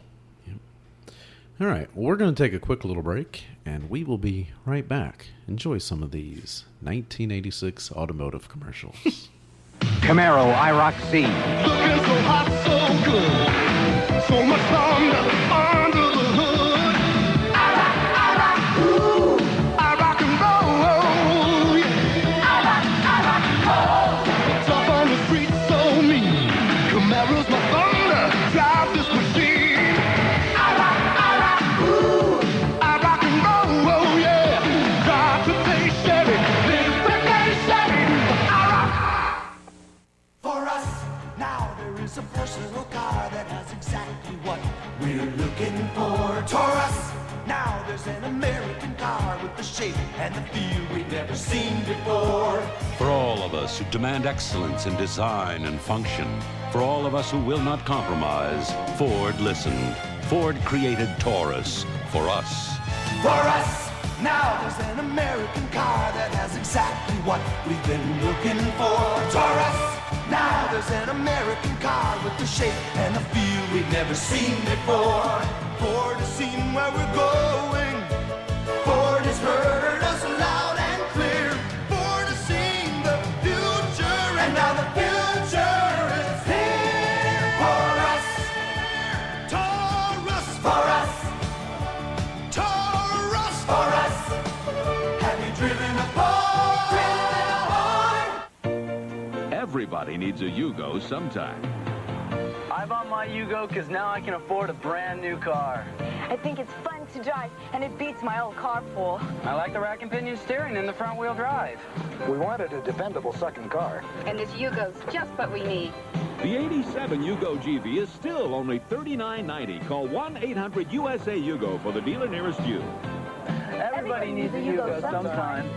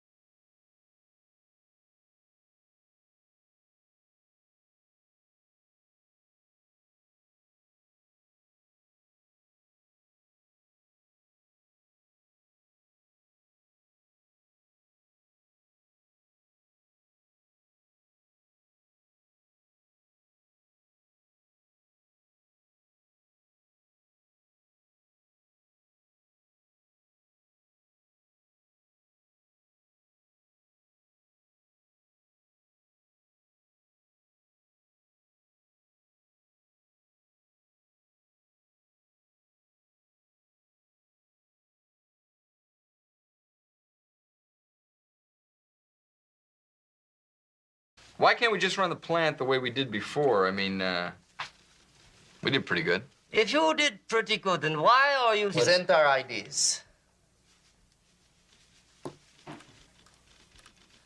Do not be influenced by the fact that we are going to give you your first executive position with a very big raise in pay. No. Why would I? No, I won't be influenced by that. This is great. Assuming, of course, that the factory does open. Right. Well, I already assumed that.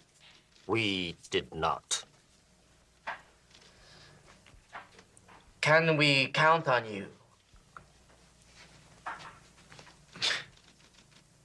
Fellas. The frog's ass watertight. Watertight oneなんだろう。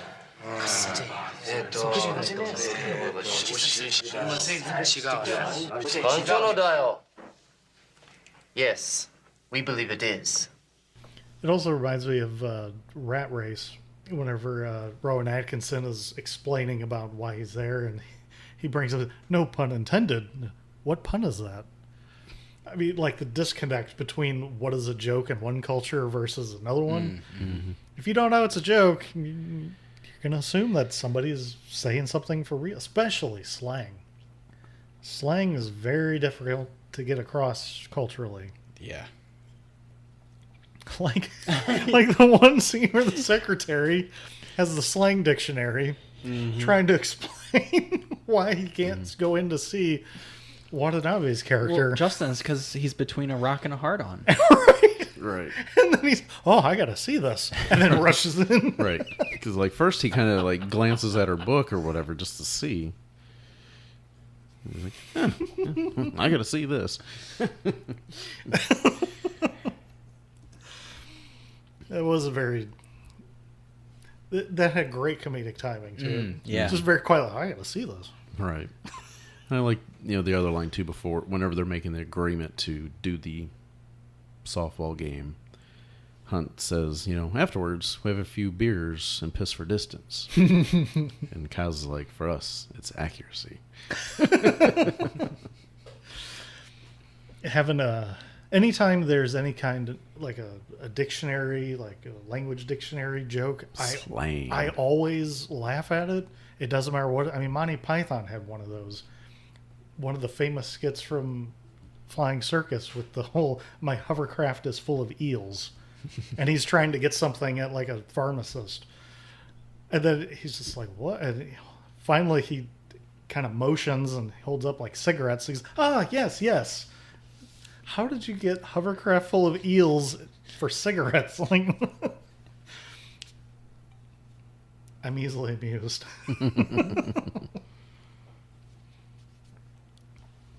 Maybe it's because I know that if I was in the same situation, I'd probably do the same mistake. Maybe that's it. Yeah. Could be. You mean as a fellow podcaster, you're not good with words sometimes? Who can't talk. Yes. I know I can relate to that. Yeah. Yeah. I write things. I don't know how words work. Just put them together. Just put them together. If there's no red lines on the computer, I guess we're good. Hopefully it works. Yeah, at the dinner, though, they're kind of going through some things with, how do you think, though? You want to kind of discuss how things are going at the factory. But before that, we would like to have, private discussion, whatever. All the Japanese women get up, immediately just walk out. Japanese culture.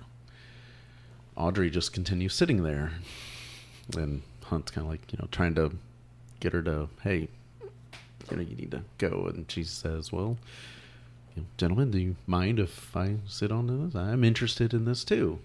They don't respond.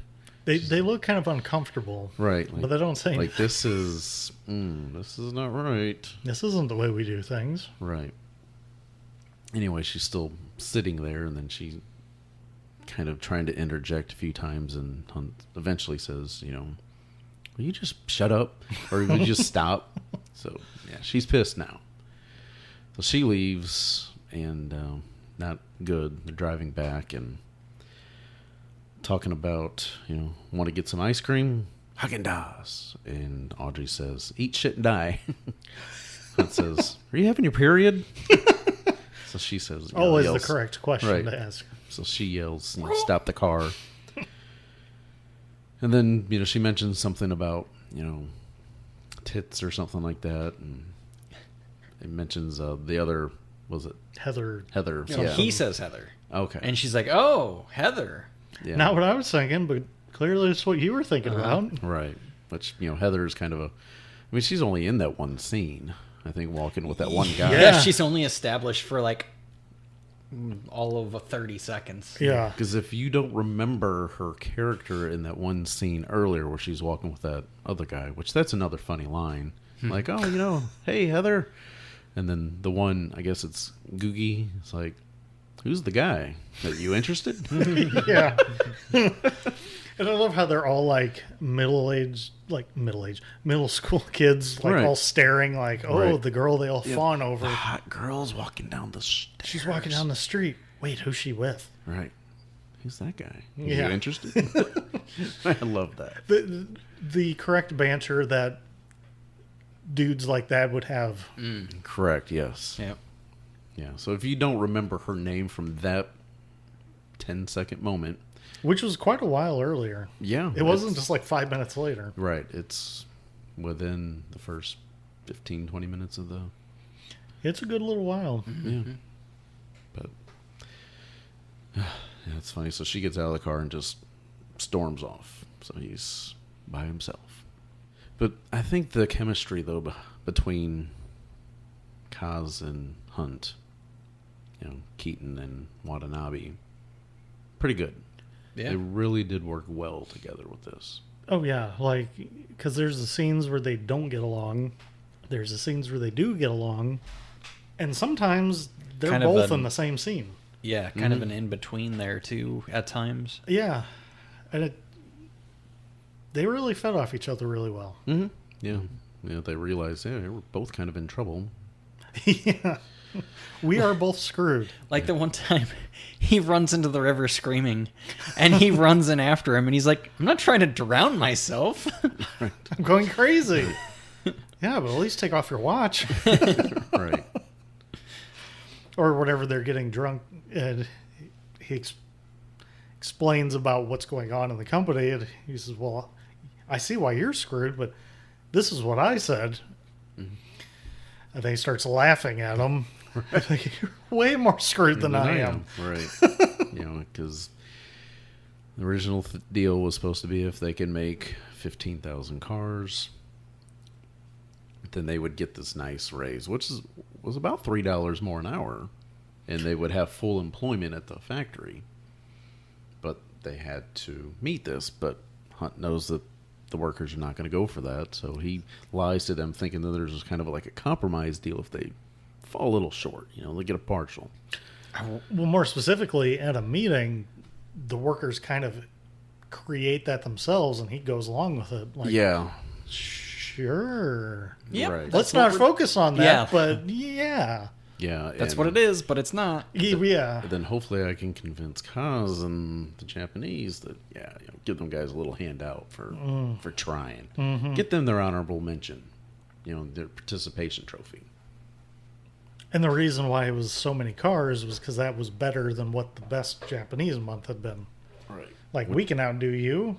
Right. Well, if you can make 15,000 cars, we can too. And Saito's like, yeah, sure. No way. Talking about the defects, and defect rate is higher, obviously, in that plant. And they definitely had some discussions about defects because clearly the workers are like, they'll fix it at the dealership. It's no big deal. Right. Why should we worry about that? Right. And then they start going into, well, this is Japanese belief that, the workers are proud to work for the company. They work for the company to be successful. Mm-hmm. Because if the company's successful, then it's a great sense of pride. It's also kind of a bit of a commentary on Japanese vehicles and how they were really coming up in the market in the 80s, mm-hmm. and how American vehicles were not prepared to go to a unibody style vehicle instead of over frame. And we just couldn't keep up for the longest time. Mm-hmm. And, that's where your Hondas and Toyotas really took over. Mm-hmm. I mean, go ahead, Google right now. The top selling car for the past 20 years, it's a Toyota. Spoilers. Before that, it was a Honda. Spoilers. We just kind of sucked for a while. Right. In regards to customer satisfaction, reliability specifically, like cost of repair and stuff like Mm-hmm. that, all those little factors. It just seems like we take pride in our work in America sometimes, right, but our version of pride in our work very different, is a very fluid definition. There's a specific reason I bought in quotations, a Toyota this time around. Scion. Yeah, a Scion. I'm not going to buy if I buy an American car going forward, you already know the answer to this, it's going to be a Tesla. I'm not touching any of those other three for a very long time, if ever, because of all of the issues I've had in the past with a lot of them. Mm-hmm. So I identify with this very personally. Mm-hmm. Yeah. It's also questionable as to what is an American car anymore. True. Yeah. Because that line has really been blended. Yeah, sure. It's very blurry now. Mm-hmm. Because now it's like it isn't solely American or solely a foreign car. Sure. Because you've got Toyotas that are built solely... It could be a little bit of both. Yeah, you've got Toyotas that are designed over in Japan, but they're built here. Mm-hmm. And then, you've got Chevys that are designed here, but built in Mexico. It just depends how you look at it. Yeah. Mm-hmm. Again, one of the closer ones would be Tesla, designed here, built here sometimes. Now, obviously, they have Aren't they looking to build in Germany or something? They've got factories in Germany. They've got one in China now. But those are for different markets too. So correct. It also sometimes depends on just strictly model, as opposed to company. Because some models are like for Chevy. Some are Canada and some are Mexico. Mm-hmm. Same with parts. Like only some parts are one or the other. It's a weird little thing. Mm-hmm. And especially nowadays when parts for anything is really hard to come by. Right. Some parts are pretty universal that all auto manufacturers need. Mm-hmm. Computer chips, etc. Yep. PCB boards and all that. Mm-hmm. Mm-hmm. But yeah, it kind of gets into that whole, we're very proud of a lot of the things because America. We think we're the greatest country on earth. We like to think that. Yeah. It's what's termed American exceptionalism. Mm-hmm. And I remember growing up, there was always the bumper stickers that, the UAW people would have at these picnics and meetings that my dad would take me to and stuff as I was a kid. Hungry, eat your import. And I never understood that as a child, but, as you get to working in the industry yourself and the, Buy America thing, but, people still don't do that. Yeah, and, this started to ring true with me, and it wasn't like an on-purpose thing. It was because I knew the product was good. Mm-hmm. I just bought a new blender. Mm-hmm. It just so happens KitchenAid is not only designed in America, but built in America. Mm-hmm. But KitchenAid is synonymous with like some of the best mixers in the market. Like you look at any, high-end chef, YouTuber, whatever, all KitchenAid. You know why? Because those fuckers don't break. Mm-hmm. They are like troopers. They're pretty tanks. Indestructible. They're heavy. My gosh, that stand mixer of my mom's that you've already been borrowing. Using. Yeah, it's not light. It's sturdy. The blender I just got, which I've owned a few blenders in my time. It's like a lead brick. It's very heavy, and it's very big. Stable. Don't feel like whenever you're trying to get it to do something, it's not gonna dial flip on over. it is like a dial in a Mercedes. Like when you turn it, it's just the precision that you feel out of it. And by the way, we're not sponsored. I just really like their stuff. God, I wish we were. But it's brand new. We so could be. He's excited. Yeah, Right. we could be. Just saying. Right. So KitchenAid representatives. I know you're listening. Yeah. The dial is so precision and it feels so good. You just want to use their products. And I know we can do that because I've seen little blips of that in the market. But it's just like when you actually show them the work you have to do to make it happen, it's like, oh no, that's too much. I don't want to. No. Yeah. But the big fact of products made in America is the increase in the cost of the product, because the cost of labor is usually higher. Yeah, it's true. So, I mean, shoot, I think Levi's are American, right? They used to be. Now they're made in Mexico. American company, though, right? Right, yeah. Okay. And, yeah. They always used to stand by, like, quality, all this stuff. You just stated, and made in Mexico. And not saying quality is better or worse. What I'm trying to say is, like, that price tag is really went up since the first time I bought Levi's. Yeah. Oh my God. People aren't going to pay $75 for a pair of Levi's when it used to be $25-$30. Yeah, like Jesus.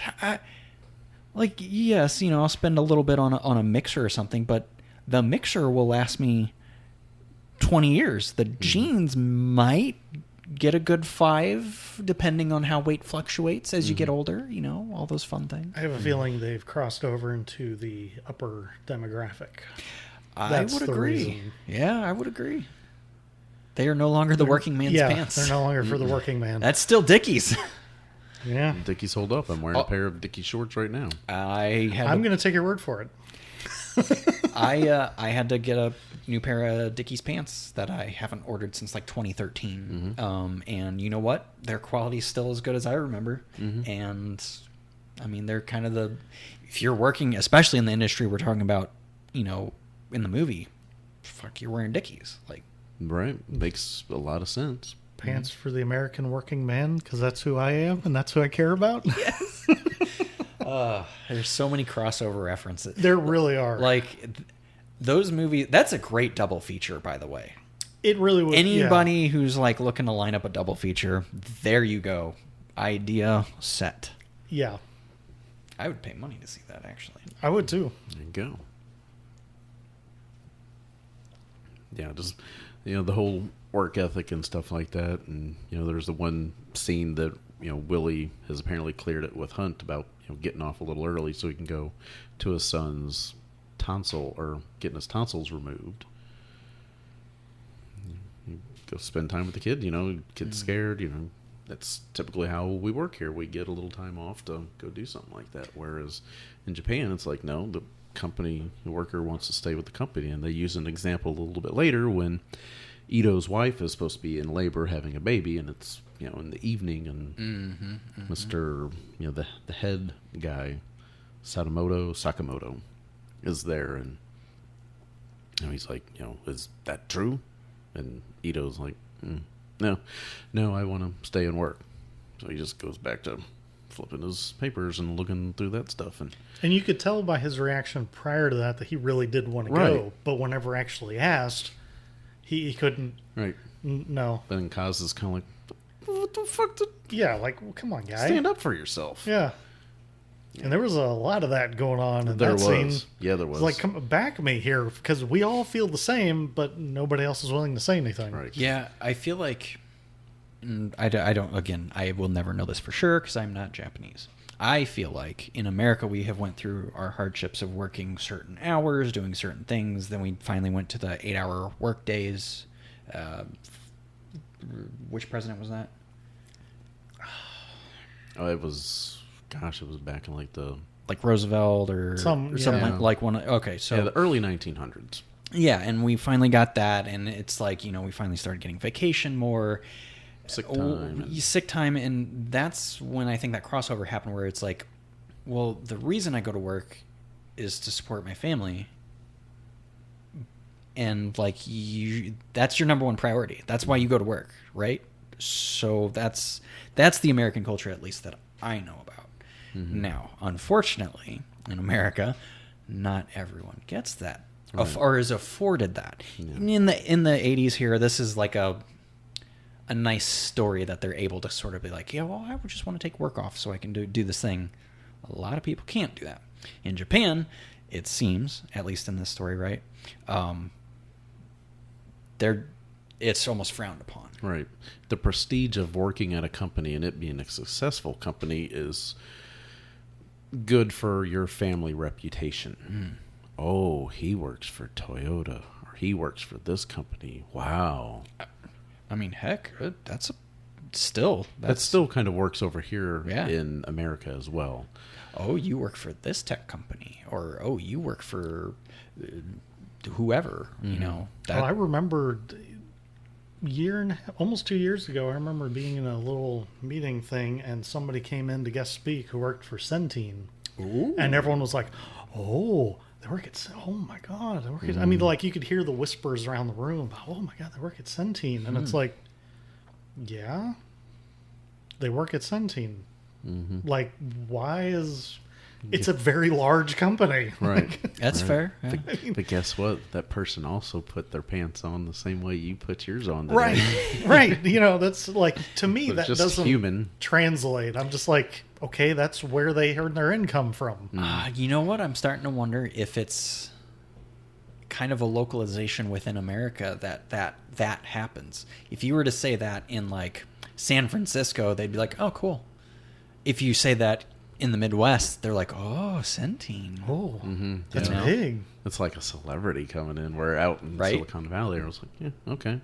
Well, I just got done seeing Satya Nadella at Whole Foods. So, whoop-de-doo. Or yeah, George Clooney, yeah, he's part of my golf club. That's cool. All right.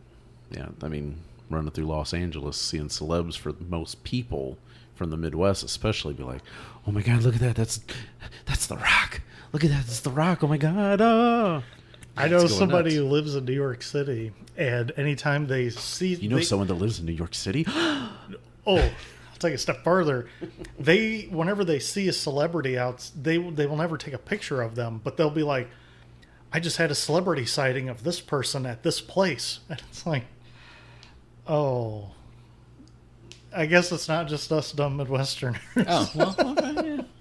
But I know people that live in L.A., fancier parts of L.A., like not in L.A. proper, but really nicer. And they have celebrities kind of all throughout, and they're just like... walking the dog or running to the grocery store. Give it a second thought. They're just, whoever. Yeah. I mean, my uncle lived across the street from... or not across the street, in the same block... right around where Ray Bradbury's house was. Okay. They tore it down and Fahrenheit 451, folks. Built a new house because that's what they do there. Oh, yeah, that's what they do around here lately. You'd think that house would be like historically, culturally significant, but whatever. Johnny Weissmuller, for those of you who are familiar with the old Tarzan, that was him. Yeah. Was like right there for a long time. Like, yeah, whatever. Like, it's no big deal. No big deal. For you, it's no big deal. But, right. But yeah, they're just regular people, too. Yeah. Some of them are a little odd, but as the saying goes, you know why they're so odd? Because they can afford to be. Yeah. Speaking of another Michael Keaton movie. Yeah, just because you have a little bit of money, I mean, you still have some of the same problems. It's just you can afford to pay to take care of those problems. Yeah. Right. Yeah. You can afford to take the time Kevin, off. I'd like to have some of those problems. Right. Yeah, it's like I always say when people say, well, money can't buy happiness. Well, let me try. Give me $1 million and I'll tell you. Right. Let me see how happy I can be with that kind of. As the saying goes, exchange. I don't see a lot of sad people driving around Lamborghinis. Right. No, sure don't. Nope. Usually, man. I swear, the only people who say money doesn't buy happiness has it are the people who either have it or know they'll never get it. Right. So that's the way they justify it. Or had it and blew it. Yeah, like a lot of the lottery winners. Yes. Yeah, that's a big one right there. Yeah. That's an interesting rabbit hole to go down. Yes, it is. The amount of people who won the lottery who within 5 years are either bankrupt or dead. Yep. That's a fascinating rabbit hole. And worse off than they were before they won the lottery. I feel like that's such an easy fix too. You set money aside to go do crazy things, and then put the rest and get your interest or whatever. Yeah, but a lot of it's people who've never had any kind of money before, so they don't know how to plan. And they want to kind of splurge on their family members or friends come out of the woodwork with their hands out that's all another the time, problem. burning through it because you feel guilty. Yeah. Oh, that's great. I almost never feel guilty about stuff like that, so right. I would be fine. Oh, I've always said, like, if I won the lottery, you'd never hear from me again. Right. Like, I would disappear. Buy an island and see ya. Yep, I would just go someplace else and make change sure it my has name. internet. Mm-hmm. Witness protection. Yeah. Yeah, I would not. No. And go somewhere else and legally change your name. Mm-hmm. Done. Or no, legally change your name here and then go someplace else. Yeah, it's definitely interesting. But yeah, the cultural differences between Japan and America are obviously still very different. Oh, yeah. Mm-hmm. I mean, I love international movies, and Japan has some of my favorites. Mm-hmm. But I'll be the first to say I don't understand everything that I'm watching. Sure. But I find that to be kind of part of the charm. Yeah, right. I mean, part it's of the allure. Part of the reason why Japan's maybe like one of my top 3 countries I want to visit. They're just so different. Oh, yes. The pop culture, the food. I mean, the cuisine, right? Like alone. Oh, yeah. Mm-hmm.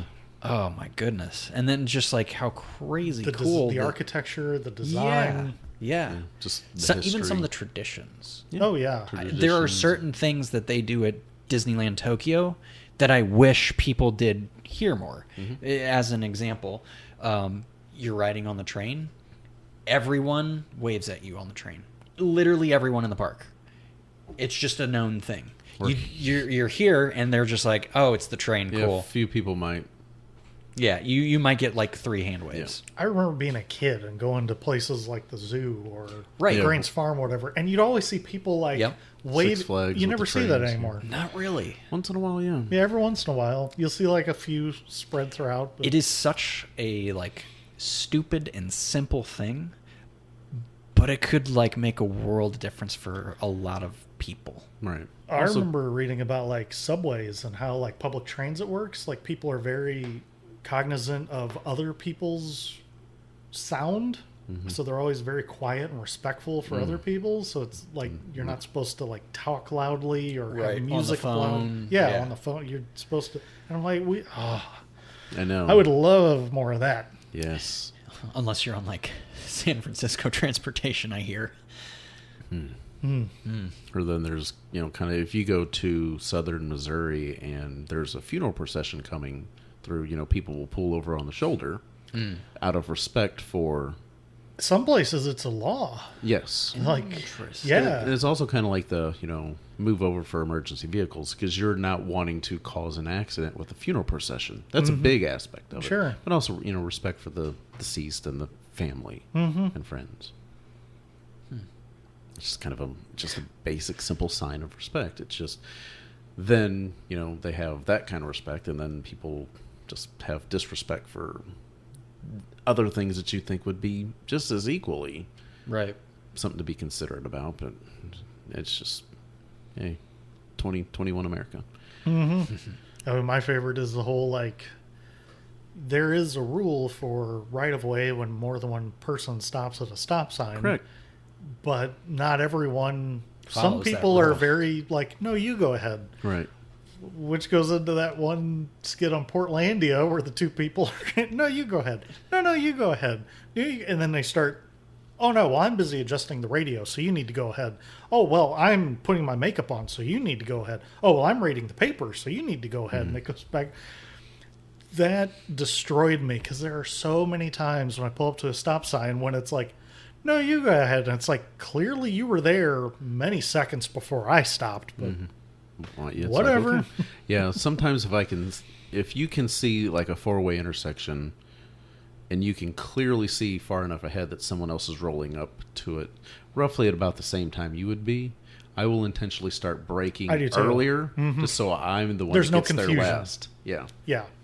Everyone knows. I was going to say that nobody has to look around. We're not afforded that luxury in the city all the time because there's buildings blocking that Well, even if little there tiny are intersection. So sometimes it's like you get there and then all of a sudden, whoa, Oh, you're here too. Okay. Am I going? Are you going? Especially in your Here, I'm neighborhood. going to go. Oh, wait. No. I'm going. And then everyone goes at the same time and then stops real quick. Yeah. Well, also in this area, not everybody knows what a stop sign means. It's a suggestion. It's an option. Yeah. Not so much a stop as it is a slow down and check. Is nobody else coming? Okay. More importantly, is there not a cop around here? No okay. cop, no stop. Yeah. California stop. I remember when I was a kid, we just moved to Festus, so I was at least 5, maybe 6. And we go up to a stop sign, and I could tell it was on Mill Street. I even remember where it was. Mm-hmm. And we went through the stop sign and kept going. Right after that, got pulled over because, as the cop said, we don't allow St. Louis stops here.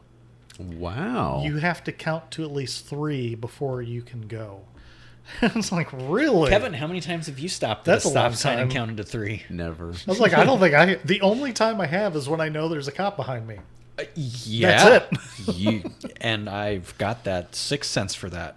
I see them like a mile down the road. That's impressive. Figuratively, not actually. I know. But it's just the idea behind it all that, everybody interprets rules differently.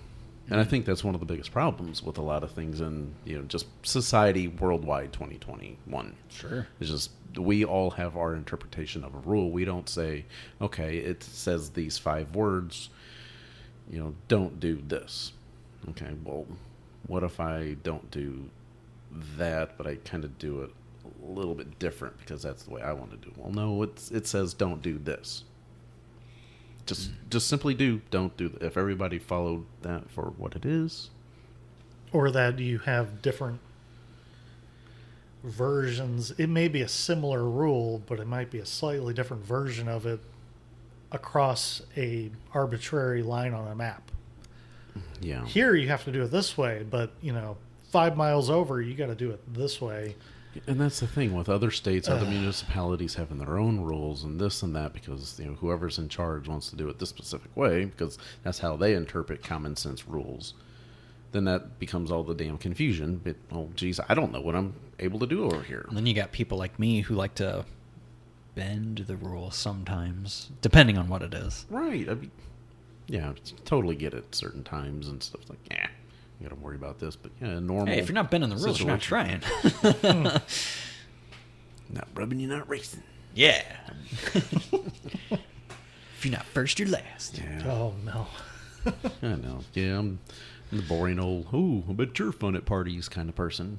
I get that way too damn much. Like, well, maybe because I don't want the fallback on what could happen. Just deal with it. Sometimes the consequences outweigh. Yeah, I've broken plenty of rules in my life, and I'm sure I still will moving forward in life. Shoot, I'll probably do that on the way home. But there's some that I guess I'm willing to break or bend, and others it's like, nope, that's what it is. It's very much situational. Mm-hmm. Yeah. Yep. And everybody seems to determine situations differently. Yes. Yeah. Like the Japanese. Yeah. In this film, specifically. Mm-hmm.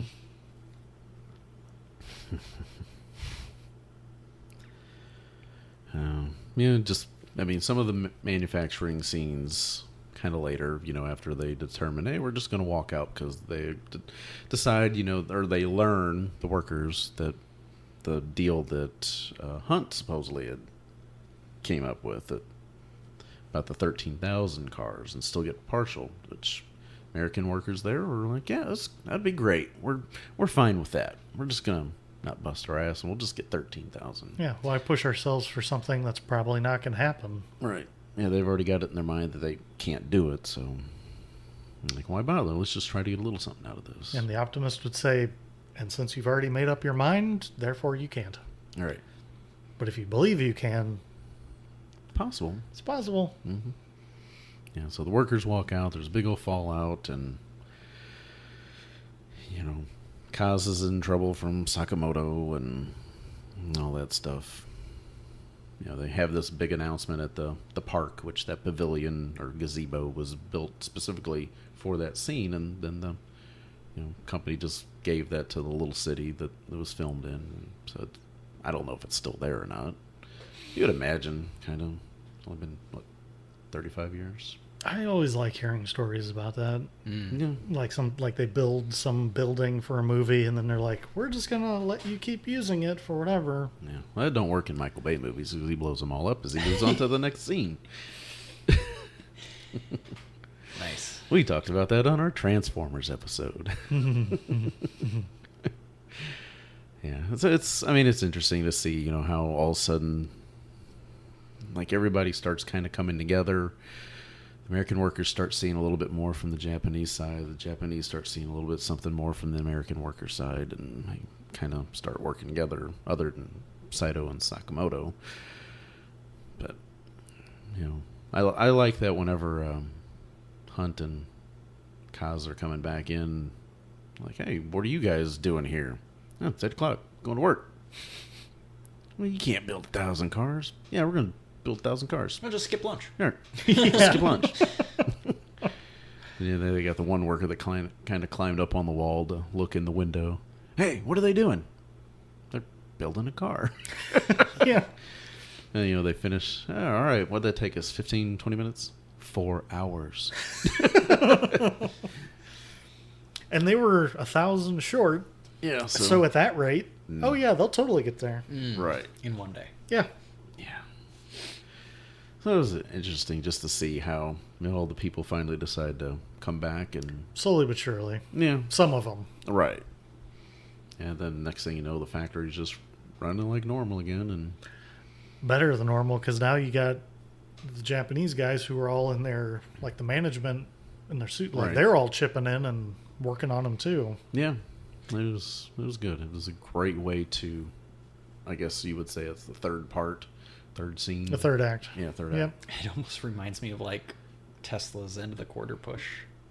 They just, like, shove as many cars out the door as they can in that last week. Yeah, I'd say a lot of companies do that. Oh, yeah. Everybody's got their end of quarter, end of year, whatever. Like, that's not unique. It's just the first thing that, of course, that pops in my head. Imagine that. Something to do with Tesla. Yeah, it's kind of... It was a nice little uplifting moment that, everybody can work together, Clint Howard's characters got the radio back out, and... It doesn't matter how you get it done, just get it done. Right. Just get it done, which is kind of what, Hunt was trying to convince the Japanese that, let's just, instead of having everybody learn every job, because do you feel that makes everybody be able to be a better team, then let's just let the people do what they're good at. I will say the one thing that I always liked from where my experience was, you don't have to know how the other job works to the point where you can do it, but it is good to know how your job affects their job, like where the crossover part is, because then you can make that as smooth as possible for the next person. I think that's important, but I agree that not everyone's cut out to do every job. Yep. To be efficient, you should... that's how the Agile method works, is you do the thing that you're good at, and that makes it as good as possible to oil that machine. Yeah. There were people that I used to work with that would intentionally, if somebody, like a part-time person, was working a job next to them and how well they did their job was going to affect how good of a quality job they could do on theirs, they would intentionally mess with them. And it's like, oh my God, just do your fucking job. Because they're getting a big old kick out of seeing the other person struggling, and they're sadists. Right. I swear it's like that whole hardworking blue collar industry. That's just how they are, or it can attract very immoral people. Yeah, I agree. Yeah. And maybe that's just due to lots of hard manual labor versus, like, I don't know how to, like, thought process. Yeah, but it's not just in manufacturing. It can be in sales. It can be in all sorts of different roles. There's a lot of shady salesmen who took some real pride in some crappy stuff that I've seen. Oh, man. Yeah. They would sell their mothers if they could. It's an old joke, but some of the ones that I had to deal with My God, they tell you anything to get you to walk away with it. As long as they got you to sign something. Yeah, sure. They'd say anything. Yeah. It's like, how do you sleep at night? Probably very well, unfortunately. I was going to say, probably just fine. All they're looking at is a paycheck. Yeah. Sad. Yeah. I mean, when Sakamoto and Saito are out counting cars and stuff like, they say, oh, got 14,994. 6 short. Well, we have, Kaz's like, oh, we have more inside. More cars inside. Those are the ones that are not quite finished all the way. They might have 2 lug nuts holding on a wheel.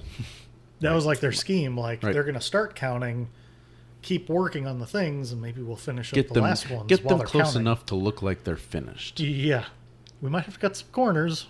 Right. I especially like when they open up the hood and there's a dude where the engine should be. Googie sitting in there. Yes. And then Sakamoto slams it and you hear him go, ow! They just shatter the windshield and he's pretending it's still there and Right. cleaning it. Safety glass. Yeah. Side note, as a car person, when that glass shatters, it's a front windshield, it's a structural piece that doesn't shatter.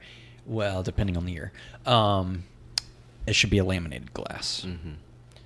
I don't remember the crossover. I want to say it was early 80s when we started laminating glass and making it a structural piece for unibodies.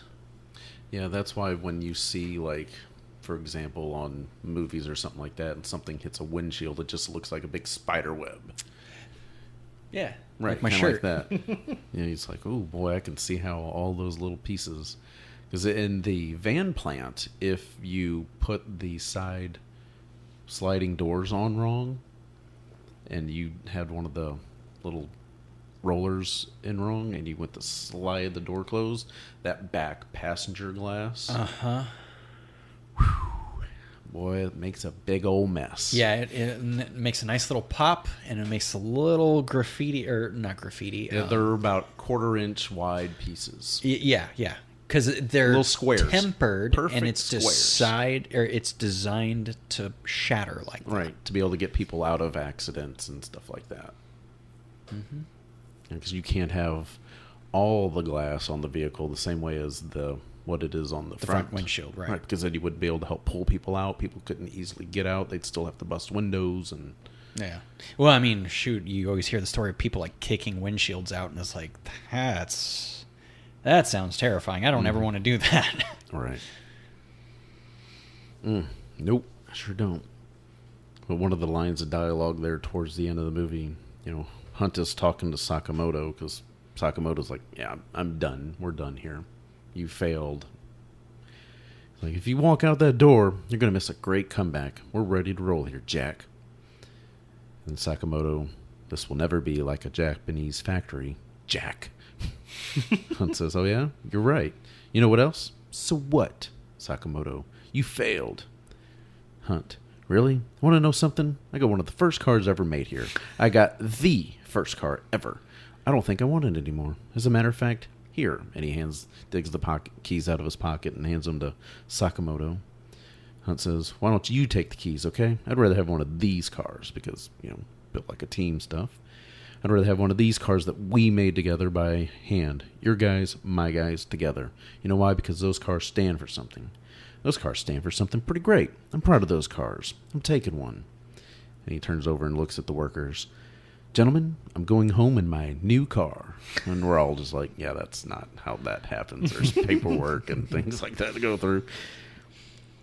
So Hunt gets in, all the workers are kind of cheering and applauding and hoping that the car has a working engine. And that was my first thought. Right.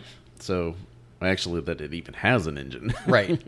So Hunt starts the car, and then you see the one Japanese.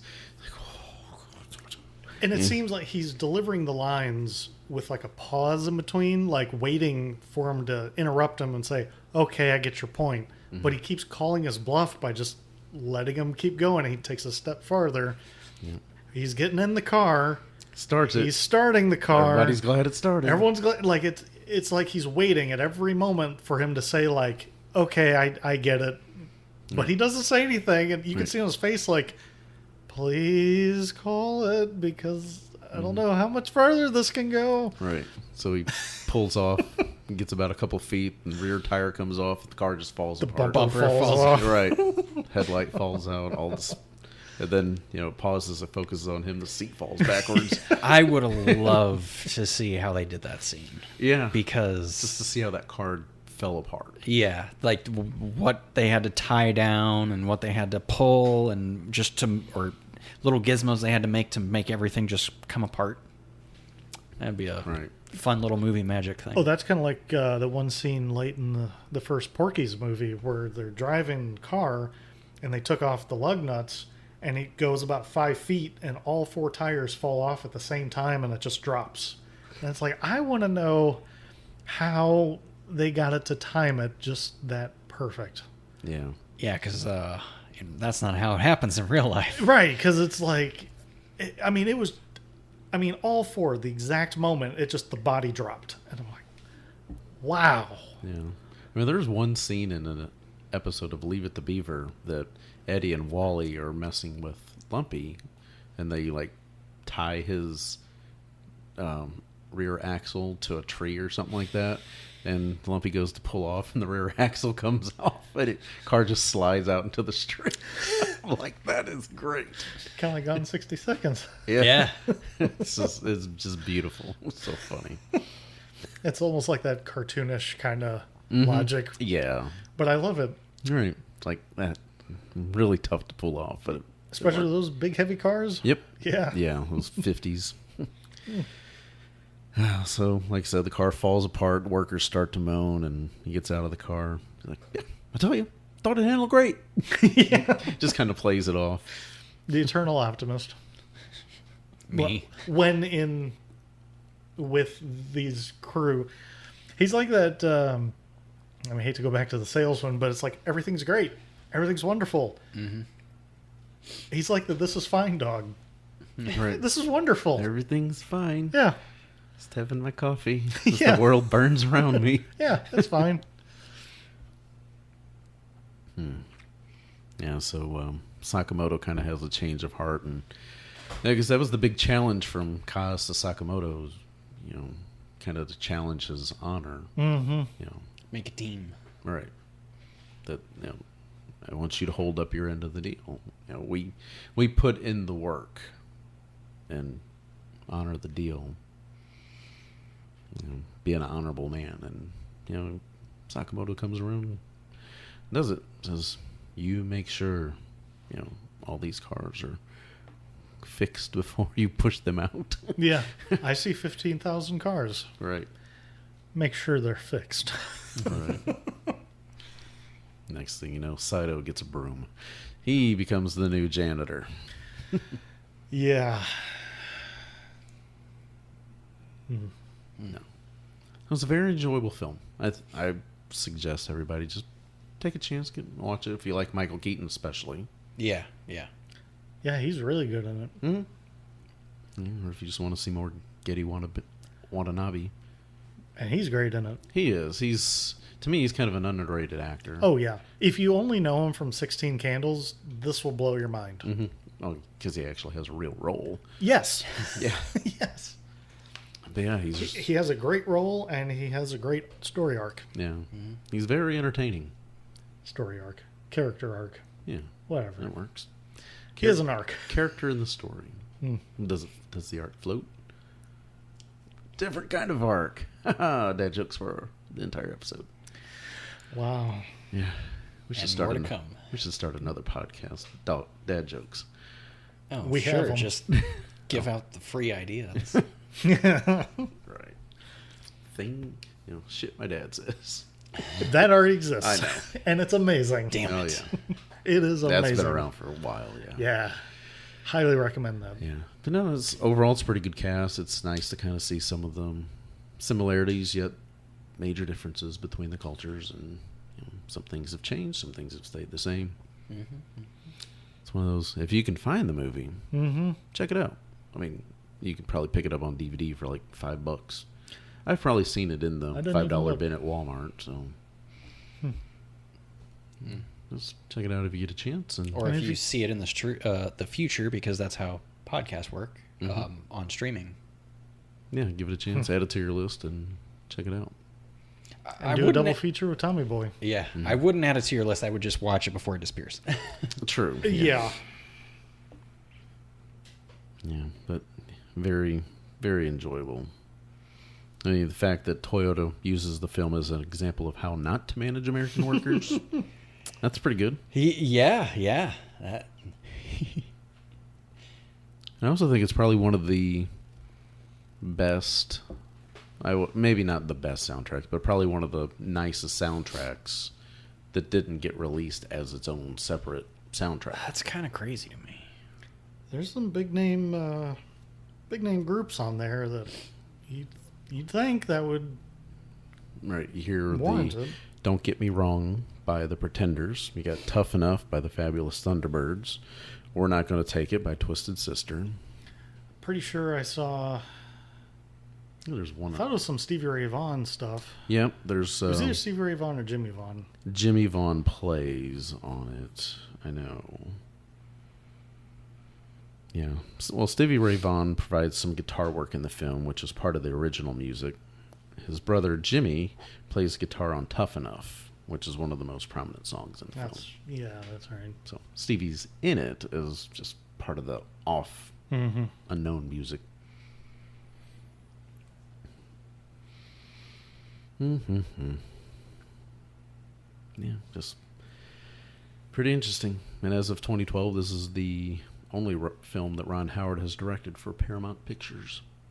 So that's kind of interesting as well. Obviously, that's 9 years has gone by since then, so maybe he's done something for them that not that I know of.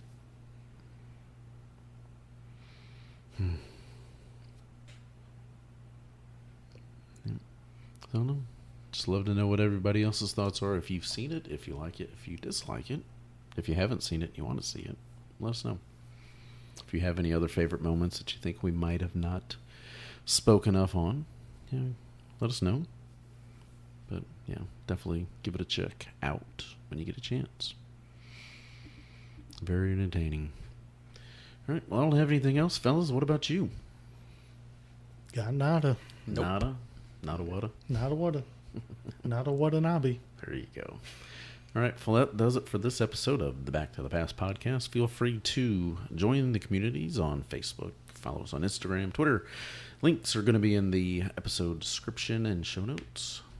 And yeah, don't forget to email us suggestions for upcoming episodes, as we've still got plenty of ideas on our mind. But yeah, we'd always like to hear things from you, whether it's a movie, TV show, specific actor, actress, or just some kind of thing that's retro to you that you think, man, have you guys ever seen this? Have you ever thought about doing an episode on this? We'd love to do that. Just let us know. Contact at backtothepastpod.com or contact at backtopastpod.com. One of those two. Hey, send it to both of them. Put them. one in the two, and then in the CC, do the other one. There you go. That's how you make sure it gets there. All right. Thank you all for listening, and make sure to tell a friend. All right. Have a great day, and we'll talk to you again when we get back from the past.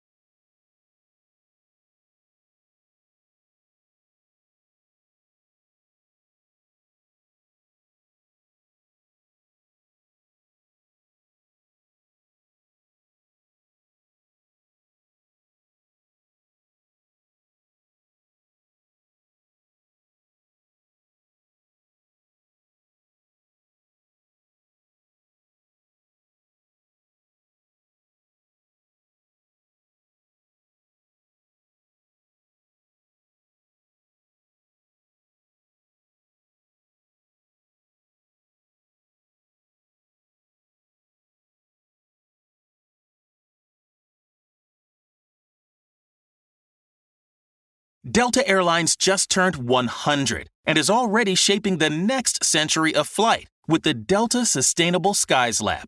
Here, they're building the future of flight.